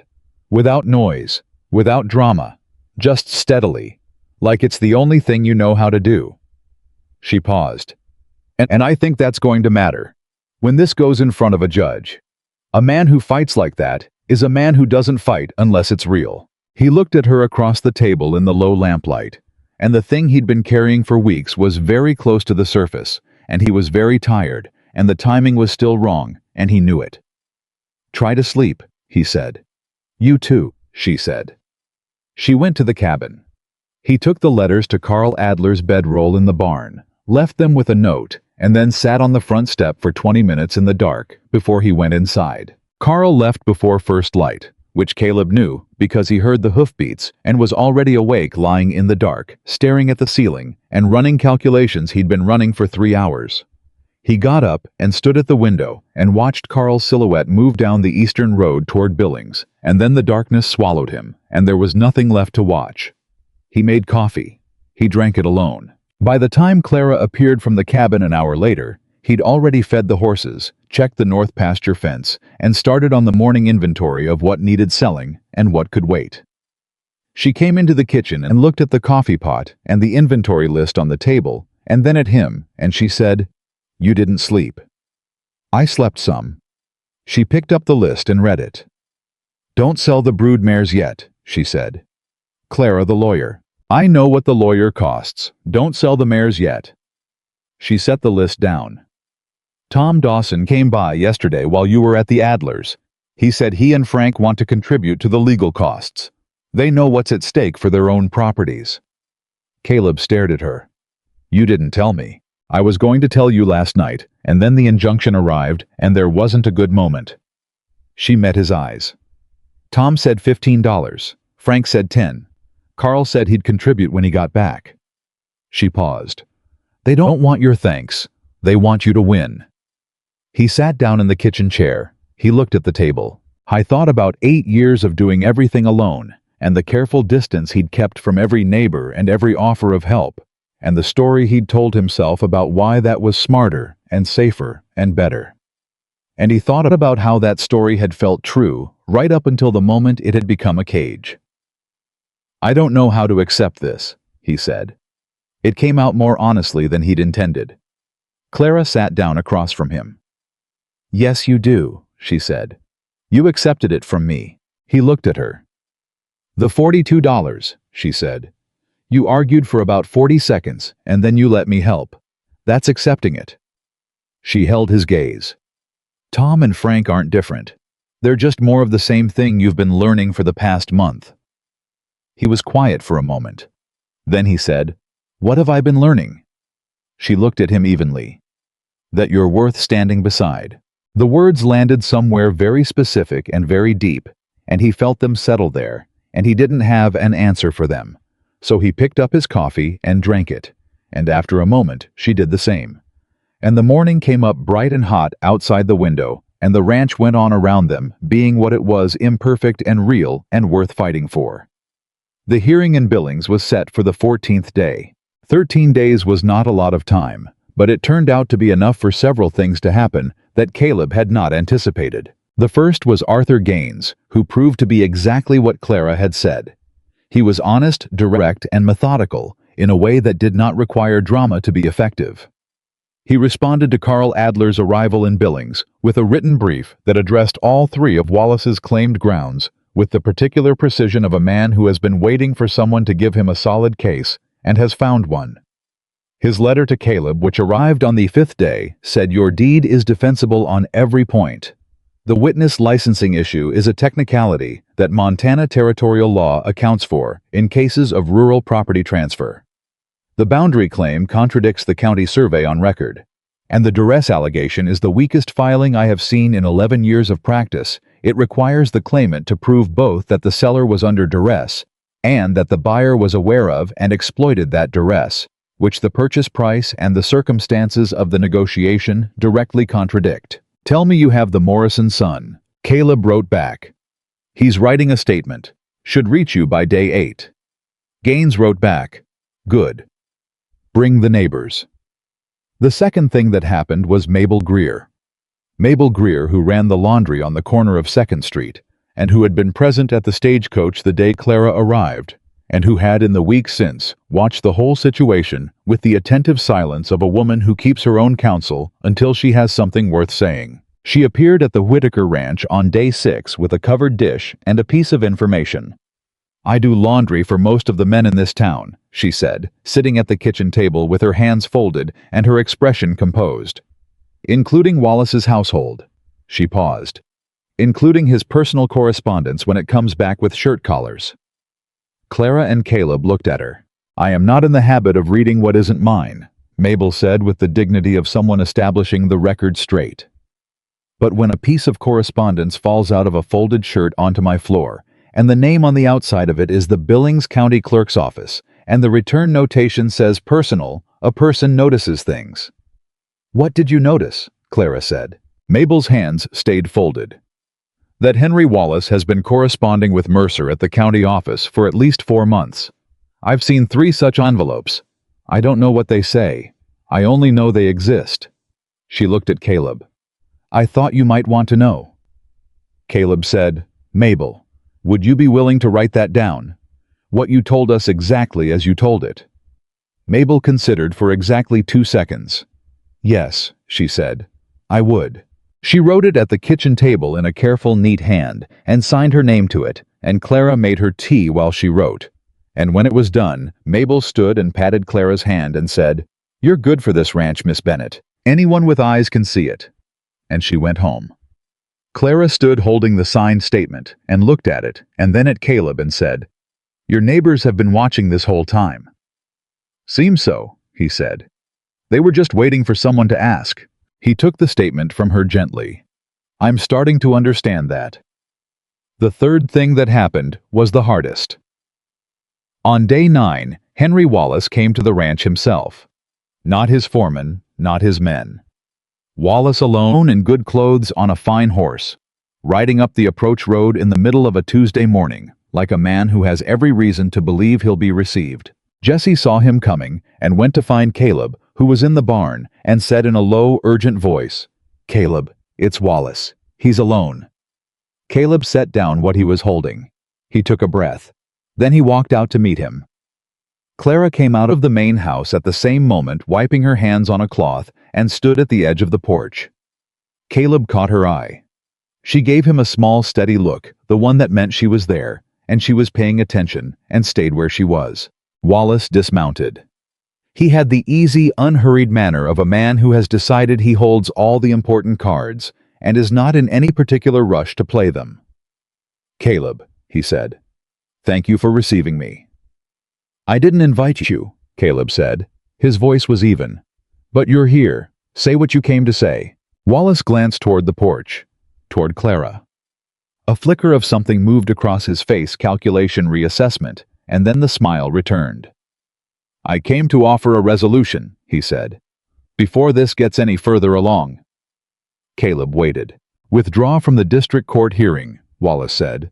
"Concede the deed challenge. I'll pay you fair market value for the property. I'll have an assessor in within the week, and I'll go by his number." He paused. "You walk away with money in your pocket, and no legal fees, and no fight that's going to take years off your life." He tilted his head. "It's a reasonable offer, Caleb, for both parties." Caleb looked at him for a long moment. At the ease in his posture, the practiced reasonableness of his tone, the way he'd glanced at Clara before making the offer as if she were a factor in the equation, a pressure point, a variable, a reason. Caleb might be more inclined to cut his losses and go.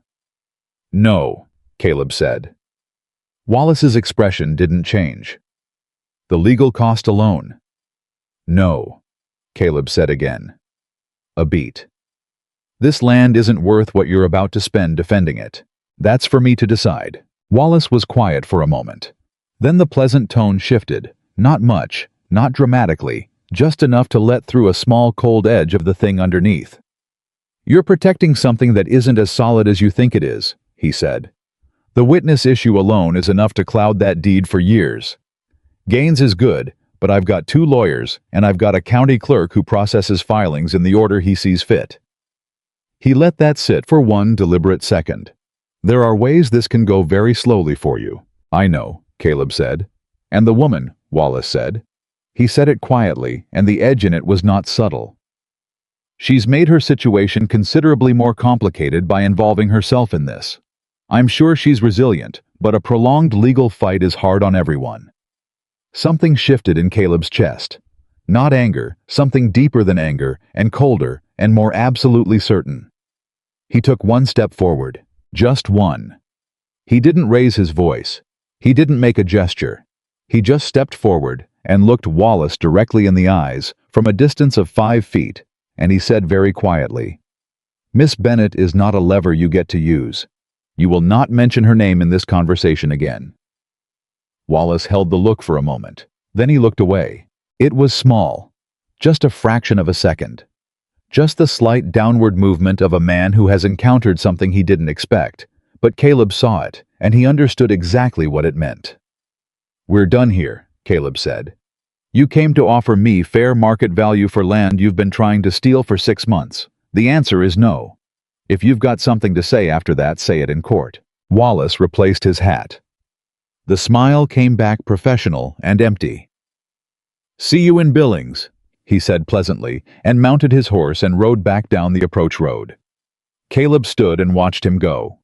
After a moment he heard footsteps behind him, and Clara was at his shoulder, and she said quietly, "You all right?" "Yes." "That last part," she said, "about not using my name." "I meant it." She was quiet for a moment. Then she said, "I know." Another pause. "I had the signed statements from Tom, Frank, Carl, Mabel, and now Jesse ready to send to Gaines this afternoon. I just needed to know you still wanted to fight."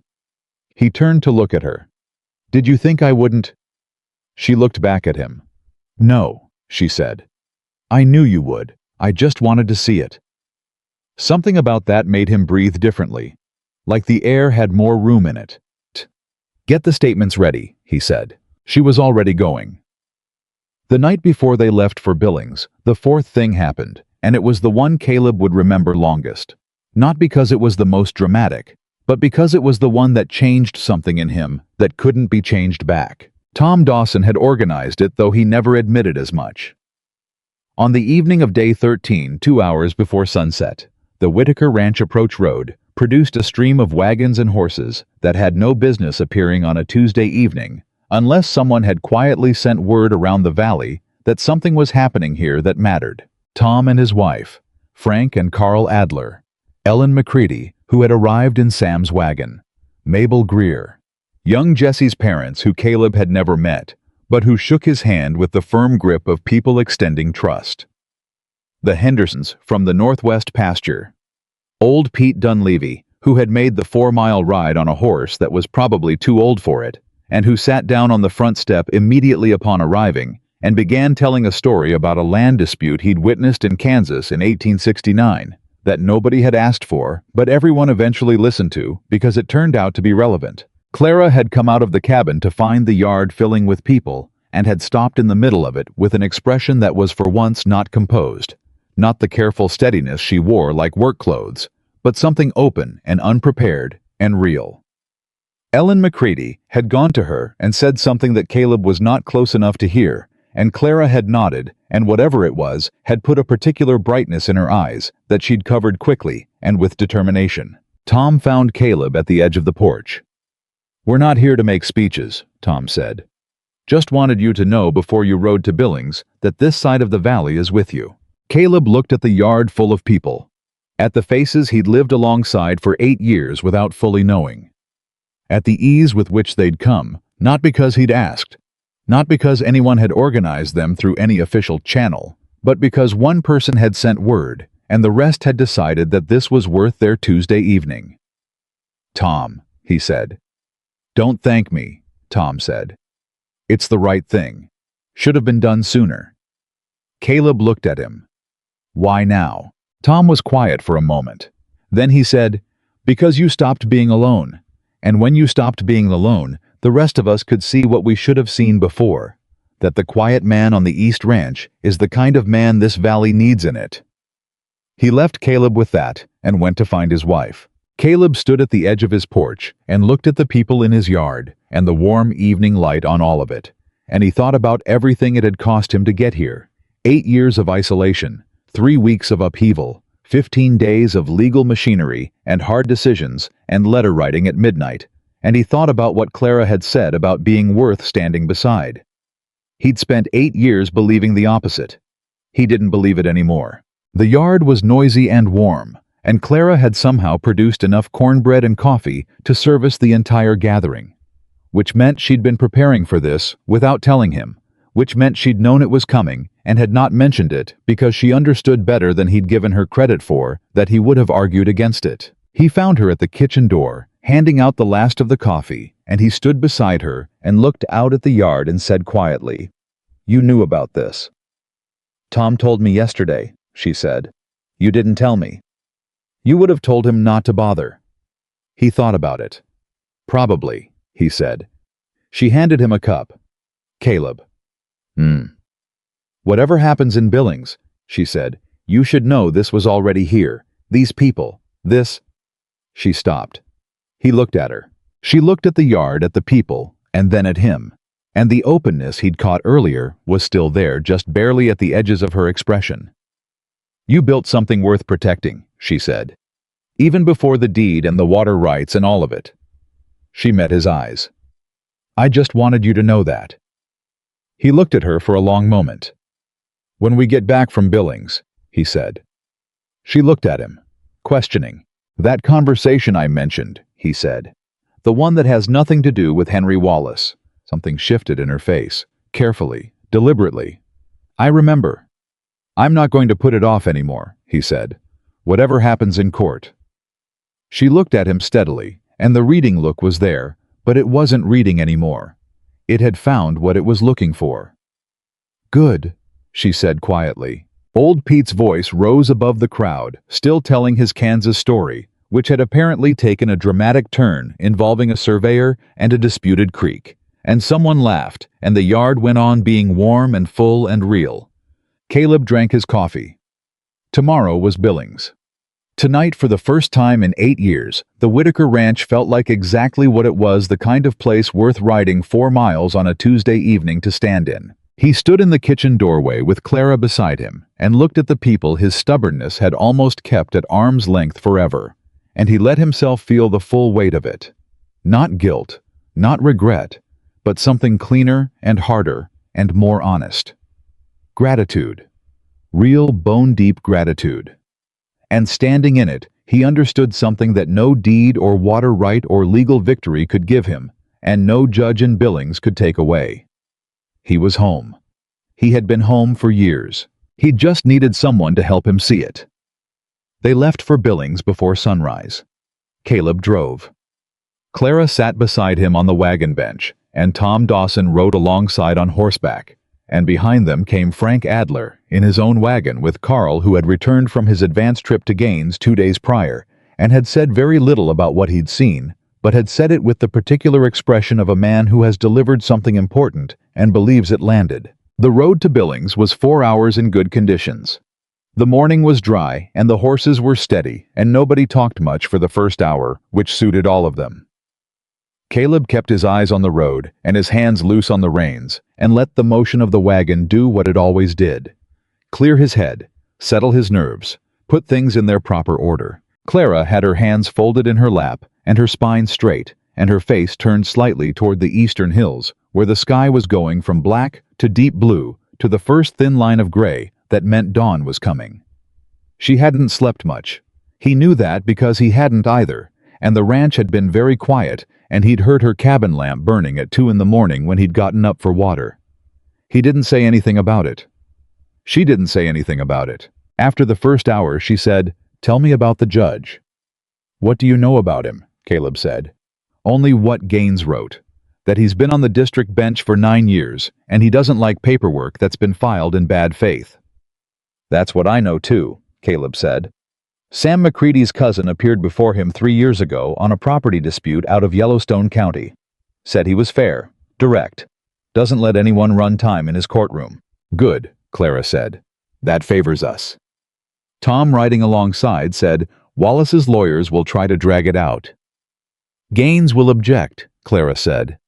He told Carl he would move to have the third claim, the duress allegation, dismissed before testimony even begins.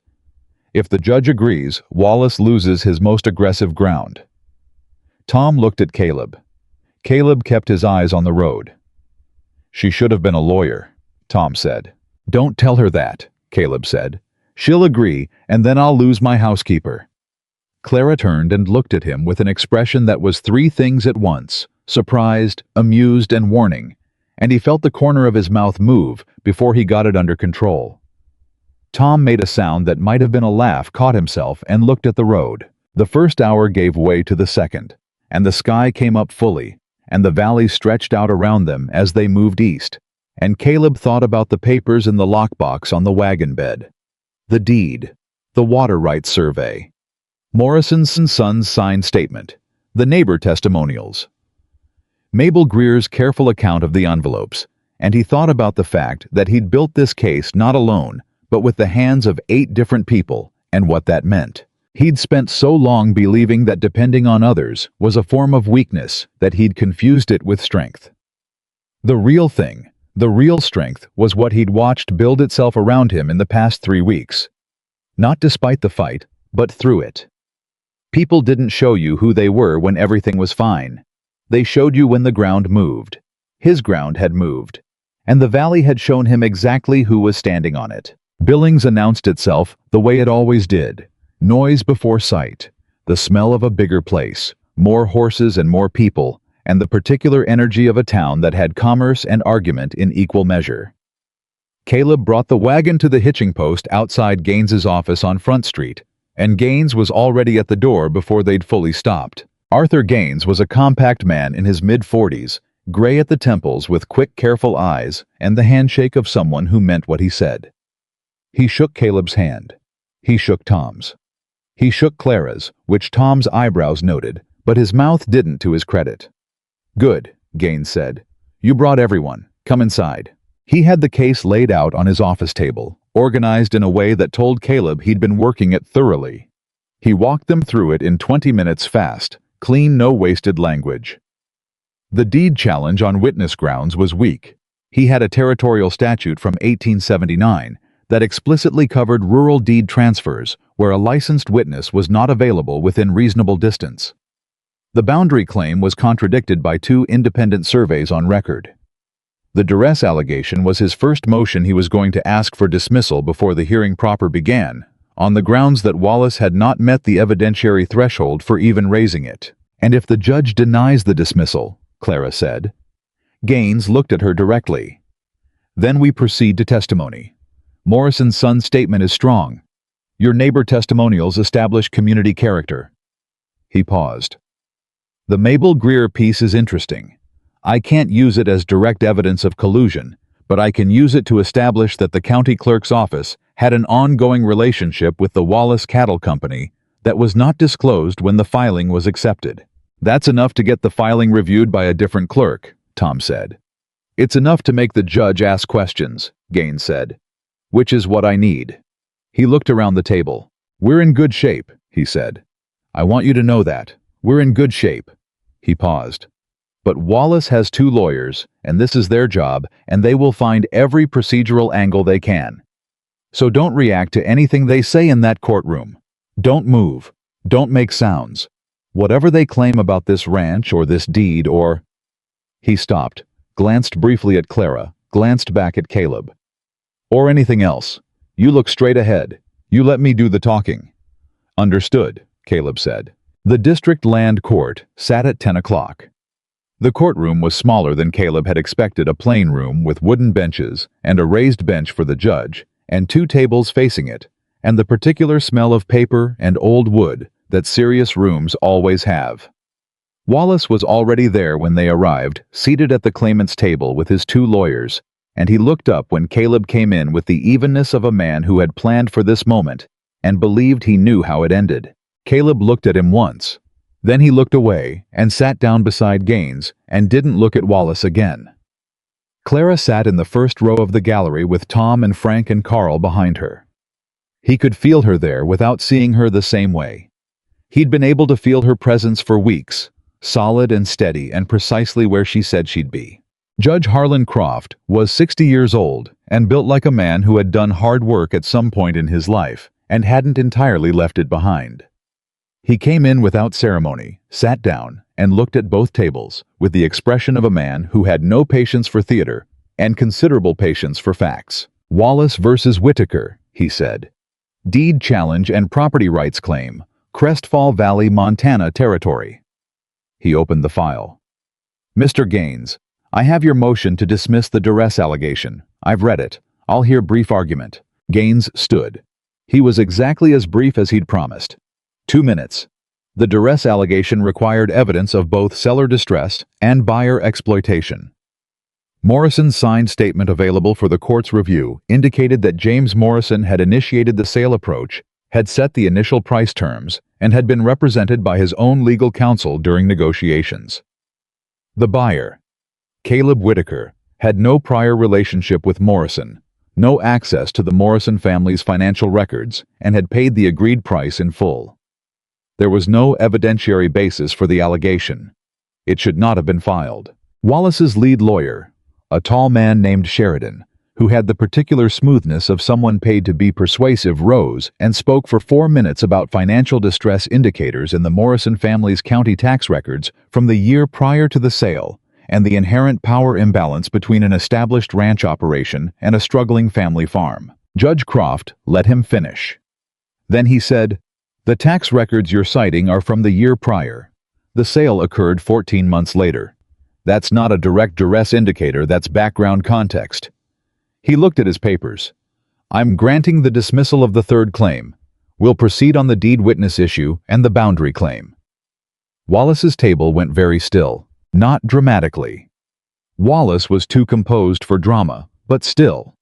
A particular stillness, the kind that happens when a calculation has come out wrong. Caleb kept his eyes forward. Beside him, Gaines made one small notation on his papers. That was all. The witness issue came first. Sheridan presented the argument cleanly. Dill Harker had not been a licensed legal witness under Montana territorial law at the time of the deed signing. The signature was therefore improper. The deed filing should be considered a provisional, pending a properly witnessed re-execution, during which time the contested property claim should be held in abeyance, which meant that during the months or years it would take to re-execute the deed, if it could be re-executed at all. Given that Dill Harker was now in Helena and Morrison's original witnesses were scattered, Wallace's claim would sit on top of Caleb's land like a stone. It was, Caleb had to admit, clever. Gaines rose and cited the 1879 territorial statute. He read the relevant section aloud. Rural property transfers, in which a licensed witness could not be secured within 50 miles of the transfer location, were explicitly permitted to proceed with a witness of the parties' mutual consent, provided both parties signed an acknowledgment of the witness's non-licensed status at the time of filing. He produced the filing receipt from the county land office, showing that this acknowledgment had been submitted with the original deed. He produced a copy of the acknowledgment itself, countersigned by Morrison and by Caleb, and dated the same day as the deed. He'd had it in the file the whole time. Caleb hadn't known about that document. He hadn't known it existed. Morrison's lawyer must have included it without explaining what it was, and it had sat in Caleb's lockbox for 7 years, doing exactly what it was supposed to do, making the deed unassailable on exactly this ground. Sheridan tried to argue that the acknowledgment itself was improperly formatted. Judge Croft looked at it for approximately 15 seconds and said, "It's the county's own form, Mr. Sheridan. I don't see a formatting issue." Sheridan tried another angle. The judge let him present it and then said, "Overruled. The witness issue is resolved in favor of the defendant. We'll move to the boundary claim." In the gallery, Clara's breath released in a way that was barely audible. Caleb heard it anyway. He almost turned around. He didn't. The boundary claim took 40 minutes. It was the most technically complex part of the hearing, involving 2 surveyors competing measurements and a county map that was almost 15 years old and had been redrawn twice. Gaines had an independent survey conducted by a licensed county surveyor who had remeasured the creek boundary 2 weeks prior based on original landmarkers and the Morrison survey. The numbers matched Caleb's deed exactly. Wallace's surveyor had different numbers. Sheridan presented them with the confidence of a man who believes that confidence is itself an argument. Judge Croft looked at both surveys for a long time. He asked 3 questions about the original landmarker positions, about the 1871 county map's known errors, about who had commissioned the independent survey and when. Gaines answered all 3. Sheridan answered 1 and deferred on 2. The judge made a notation. He looked up. The independent survey conducted for the purposes of this hearing aligns with the original Morrison deed transfer documentation and the county land office record from the date of filing, he said. The Wallace Cattle Company's survey deviation of 4 feet falls within the margin of error for maps drawn from the 1871 baseline, which this court has previously noted carries a documented east coordinate error of between 2 and 5 feet in this section of the valley. He set down his pen. "I find no valid grounds for the boundary claim." He looked at both tables. "I'm dismissing the deed challenge in its entirety," he said. "The Whitaker Ranch deed is valid. The water rights as filed are valid. The Wallace Cattle Company's claim is without merit and is hereby rejected. Court costs to the claimant." He closed the file. He stood. Everyone else stood. He walked out. And just like that, it was over. Caleb sat very still for several seconds. Gaines was writing something. Sheridan was speaking in a low voice to Wallace. Tom had made a sound in the gallery that was short and forceful and satisfied. Then Clara's hand came down on his shoulder from the row behind. Just for a moment, just briefly, a single point of contact, and then she took it back. He turned around. She was looking at him with the reading look. But there was nothing left to read. Everything she was feeling was right there on her face, and it was not composed at all. It was bright and real and complicated, and it made his chest do something he'd stopped trying to name weeks ago, because the name for it was obvious. "You won," she said. "We won," he said. Her jaw moved. She pressed her lips together for a moment. Then she nodded once very decisively, the way she did when she'd made up her mind about something and was committing to it. Tom leaned forward between them. "Somebody wanted to tell me where we're eating lunch because I have been awake since 4 in the morning and I would like a hot meal." Carl said, "I know a place." Frank said, "Does it have pie?" "Everything in Billings has pie," Carl said. And with that, the tension of 14 days broke like a fever, and they walked out of the district land court into the Billings noon heat, and Caleb Whitaker held the door for the people who had stood with him and the weight he'd been carrying. The cold, settled weight of a man who'd been fighting alone and almost didn't know how to stop lifted off his shoulders with a suddenness that was almost physical. It was Tom who noticed Wallace first. He was standing at the base of the courthouse steps alone, having sent his lawyers ahead. His horse was at the hitching post 20 feet away, but he hadn't moved to it yet. He was watching Caleb come down the steps, and his face, for the first time since any of them had known him, had no particular expression on it at all. No smile, no calculation, no pleasant ease. Just a man who had lost something he thought was certain, looking at the thing he'd lost. Caleb stopped at the bottom of the steps. The others slowed. Clara stopped 2 steps above him, which put her at his height, and Tom and Frank and Carl arranged themselves without arrangement, in the way that people do when they understand the shape of a moment. Wallace looked at him. Caleb looked back. "Caleb," Wallace said. "Just the name, just that." "Henry," Caleb said. "A beat, too." "You had more than I gave you credit for," Wallace said. It was not quite an apology, and not quite respect, and not quite anything with a clean name, but it was honest in the way that things are honest when a man has run out of other options. Caleb thought about what to say. "I thought about 8 years of working land nobody thought was worth having."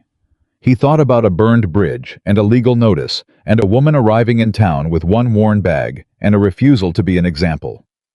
He thought about Tom Dunn and Mabel Greer and Carl Adler and $42 and a midnight kitchen and everything that had grown out of the wreckage of being pushed hard enough to discover what you were actually made of. "I always had it," he said.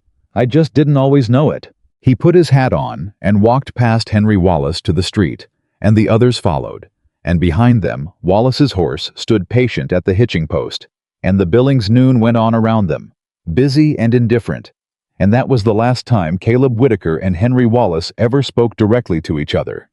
It felt exactly like enough. They ate at the place. Carl knew which did in fact have pineapple and blackberry both, and the meal was loud and warm and ran considerably longer than any of them had planned, because Tom kept thinking of things to say, and Frank kept agreeing with them, and Jesse, who had ridden in separately that morning and appeared at the restaurant door with his hat in his hands and an anxious expression that became an enormous grin when he read the room, ordered 2 slices of pie and ate them both without apology. Gaines joined them for coffee. He was quieter than the others' professional satisfaction in place of the relief everyone else was wearing openly. But he shook Caleb's hand at the end of the meal with the grip of a man who has done his best work and knows it. "Miss Bennett," he said to Clara on his way out, "your instinct about the acknowledgement document was correct. I found it because you told me to look for anything related to the filing protocol. Without that, we'd have been arguing the statute alone, which would have held, but it would have taken longer." He nodded. "Good thinking." Clara said, "Thank you for doing it so quickly." "That's what the fee's for," he said, and smiled and left. Tom looked at Clara, then at Caleb, then back at Clara. "The acknowledgement document," he said. "The filing protocol note," she said. "When I read Gaines's first letter, he mentioned that the filing had procedural anomalies. I wrote back and asked him to check whether Morrison's original lawyer had included any supplemental documentation." She paused. "Most lawyers file acknowledgement forms as a matter of habit. They don't always explain what they are." Tom looked at Caleb. "She found the document that won the case." "I suggested he look for it," Clara said. "She found it," Tom said.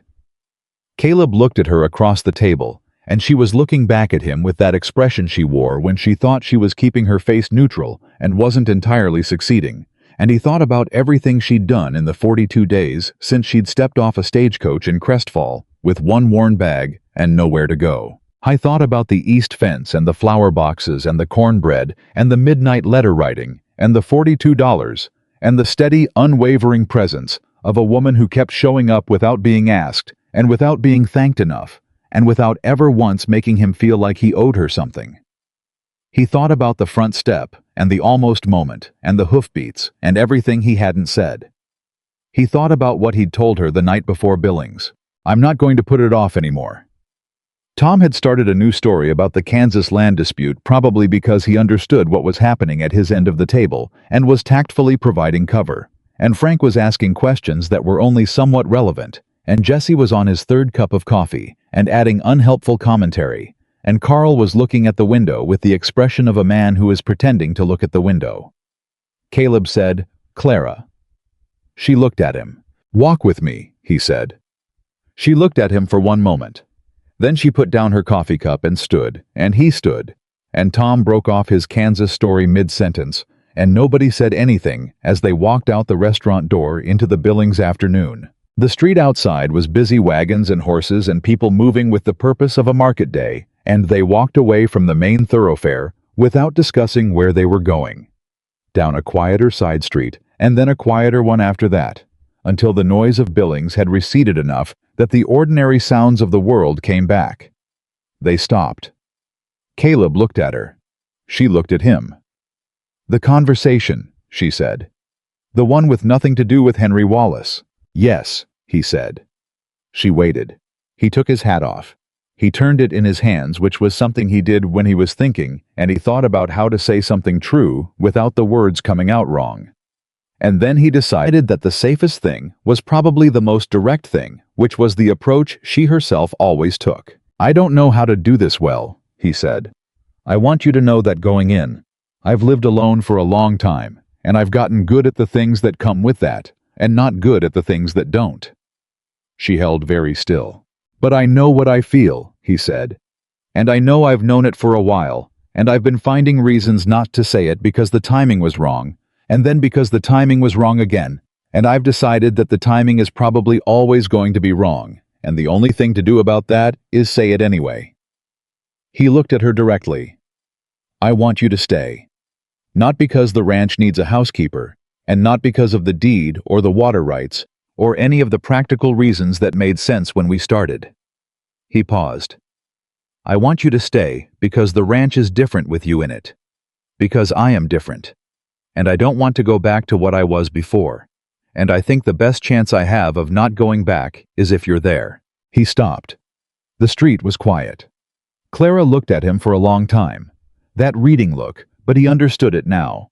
It wasn't doubt. It was the look of a person who has learned to verify before they trust, who has been let down enough times that they need to confirm the thing is real before they let themselves believe in it. So, he let her read. He held still and let her look at him for as long as she needed, the same way she'd held fence posts for him steadily, without complaint, for as long as the work required. "I came to Crestfall with $42, and a letter from a man I already knew was offering me nothing fair," she said. Her voice was quiet. "I wasn't planning to stay. I wasn't planning on any of this." She paused. "I was planning on surviving." "I know," he said. "And then you stopped your horse beside me in the street and said nobody deserved to face the road alone." She looked at him. "Do you know what that was, Caleb? For a woman who'd spent 18 months entirely responsible for her own survival." He shook his head slightly. "It was the first time in a long time that someone looked at me," she said, "and didn't see a problem to be managed or an opportunity to be used. You just—" She stopped, breathed. "You just saw a person, and you thought that was enough reason." He said, "It was." She looked at him. "It was enough reason," he said. "It still is." Her jaw moved. She pressed her lips together for exactly 1 second, and the composure she wore so consistently held for that 1 second, and then did not hold. And what came through was the full unguarded truth of what she was feeling.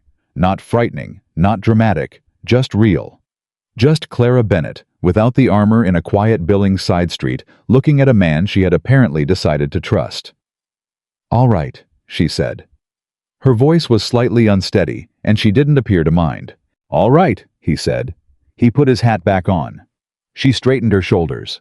They stood there for a moment longer, not touching, just present two people who had found each other through the particular combination of a corrupt land agent and a burned bridge and a series of midnight letters, which was not the kind of origin story anyone would write on purpose, but which was as origin stories go more honest than most. Then she said, "We should go back. Tom will have finished the Kansas story and started a new one." "Carl will be looking at the window," Caleb said. "Jesse will have ordered more pie," she said. "Frank will be agreeing with everything Tom says." "Yes." She smiled, not the careful partial smile she'd offered in the early days, but the real one, the one he'd been trying to earn since that afternoon with the horse. "Let's go back." They walked back to the restaurant, and the afternoon went on around them, ordinary and warm, and when they came through the door, Tom looked up from his story, and something in his expression settled into quiet satisfaction, and he went right back to talking without a word about the 30 minutes they'd been gone. The drive back to Crestfall took longer than the drive out, because nobody was in a hurry, and Tom and Frank rode alongside the wagon most of the way, and the conversation was easy, and ranged from the case to the fall cattle prices, to the state of the northern road, to a debate between Carl and Jesse about the best method for setting fence posts that grew surprisingly heated, and was eventually settled by Clara, who gave a calm, technical answer that silenced both of them, and made Caleb look very carefully at the road ahead so that his expression didn't embarrass him. They crossed into the Crestfall Valley as the sun was going low. Tom peeled off at his property road with a wave and no ceremony, which was exactly the right amount of ceremony. Frank and Carl followed at the Adler turnoff. Jesse was half asleep in the wagon bed, and then it was just the two of them on the last stretch of road to the Whitaker ranch in the long evening light of a summer day that had turned out to be worth the 14 days of hard work that had preceded it. Clara had the lockbox on her lap. The deed, the water rights, all the paper that proved the thing they already knew, that this land was his, and had always been his, and would continue to be. "The flower boxes," she said. He glanced at her. "What you planted," she said. "Or what I planted, rather. They'll need water tomorrow morning or the heat will take them." "I know," he said. "I also think the north pasture fence needs another look before August. The third post from the creek bend. I saw it," he said. She nodded, looked at the road. "Caleb." "I want to write to my friend in Billings," she said. "The woman I worked with at the boarding house. I want to tell her I found a place." Something about the word settled into him differently than the last time she'd used it. Or maybe the same way. Maybe he was just more ready to feel it. "Tell her whatever you want," he said. "I'll also need to formalize the employment arrangement," she said. "Properly this time. Wage in writing. Terms in writing. I'll ask Gaines to draw it up." "Good."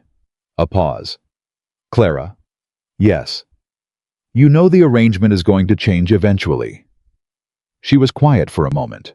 When she spoke, her voice was entirely even and entirely deliberate and entirely unsurprised. "I know," she said. "I just wanted to say it plainly." "I appreciate plain," she said. He nodded. The ranch came into view ahead of them, the main house and the barn and the cabin and the corral and the fences they'd fixed together, and the pasture they'd worked together, and the flower boxes under the kitchen windows where small green things had been growing steadily in the summer heat for 6 weeks now, tended and real, and refusing to give up on the ground they'd been put in. Jesse woke up in the wagon bed and made a sound of disorientation, and then said, "Are we home?" "Yes," Clara said. "We're home." She said it simply, without emphasis, the way you say a thing that is true and has been true long enough that it doesn't require ceremony. Caleb brought the wagon to a stop. He climbed down and held his hand up, and she took it, stepping down from the wagon bench, and she held it for one moment longer than was strictly necessary to reach the ground safely, and then she let go and picked up the lockbox from the wagon seat. "I'll put the deed in the house," she said. "Then I'll start supper." "I'll see to the horses," he said. She walked toward the main house. He watched her go. Jesse appeared at his elbow, fully awake now, and looked at the house and then at Caleb and said, "You gonna say something to her? Or are you gonna stand there watching her walk away every single evening for the rest of your life?" Caleb looked at him. Jesse held up both hands. "Asking for the valley," he said. "Go see to your bedroll," Caleb said. Jesse went grinning. Caleb looked at the main house door where Clara had gone in. He looked at the barn. He looked at the east fence line just barely visible in the evening light, solid and level, repaired and holding. He looked at the north pasture and the creek road and the open sky above all of it, going from blue to the first deep colors of dusk. 8 years ago he had come to this valley with nothing but a deed, and the determination to build something worth keeping. And he had built it, and it had been worth it, and it had not been enough. Not because the land wasn't good, but because a man cannot be complete on land alone. He'd known that somewhere, and not admitted it, and the not admitting had cost him years that he didn't get back. He wasn't going to spend any more of them not admitting things. He unhitched the horses and led them to the barn, and the evening came down warm around the Whitaker ranch, and from the kitchen window came the smell of wood smoke and something cooking, and the flower boxes were green and growing in the last of the light. He was home. She was home. And in a valley that had watched them fight for this ground, that had stood beside them and signed statements and ridden to Billings and contributed what they had.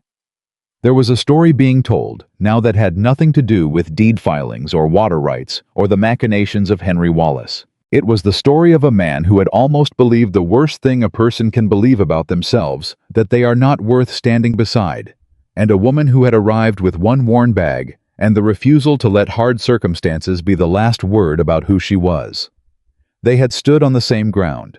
They had held the same fence. And when it mattered, neither of them had let go. The night came in full, and the stars came up over the Crestfall Valley, and inside the Whitaker Ranch, the lamp was burning in the kitchen window, warm and steady, visible from the road. A light that said, "Someone is here." A light that said, "This place is alive." A light that said to anyone who had ever driven past this property in the years when it was dark and silent and asking nothing of anyone, not anymore. Some ground takes years to break. Some people take years to open. But once a thing takes root in the right soil, with enough care and enough stubbornness and enough refusal to give up on it, it grows. It grows. And come morning, the flower boxes would need water, and the north pasture fence would need checking, and the ranch would need everything. A ranch always needs, and Caleb Whitaker would be there for all of it. For the first time in 8 years, he would not be there alone.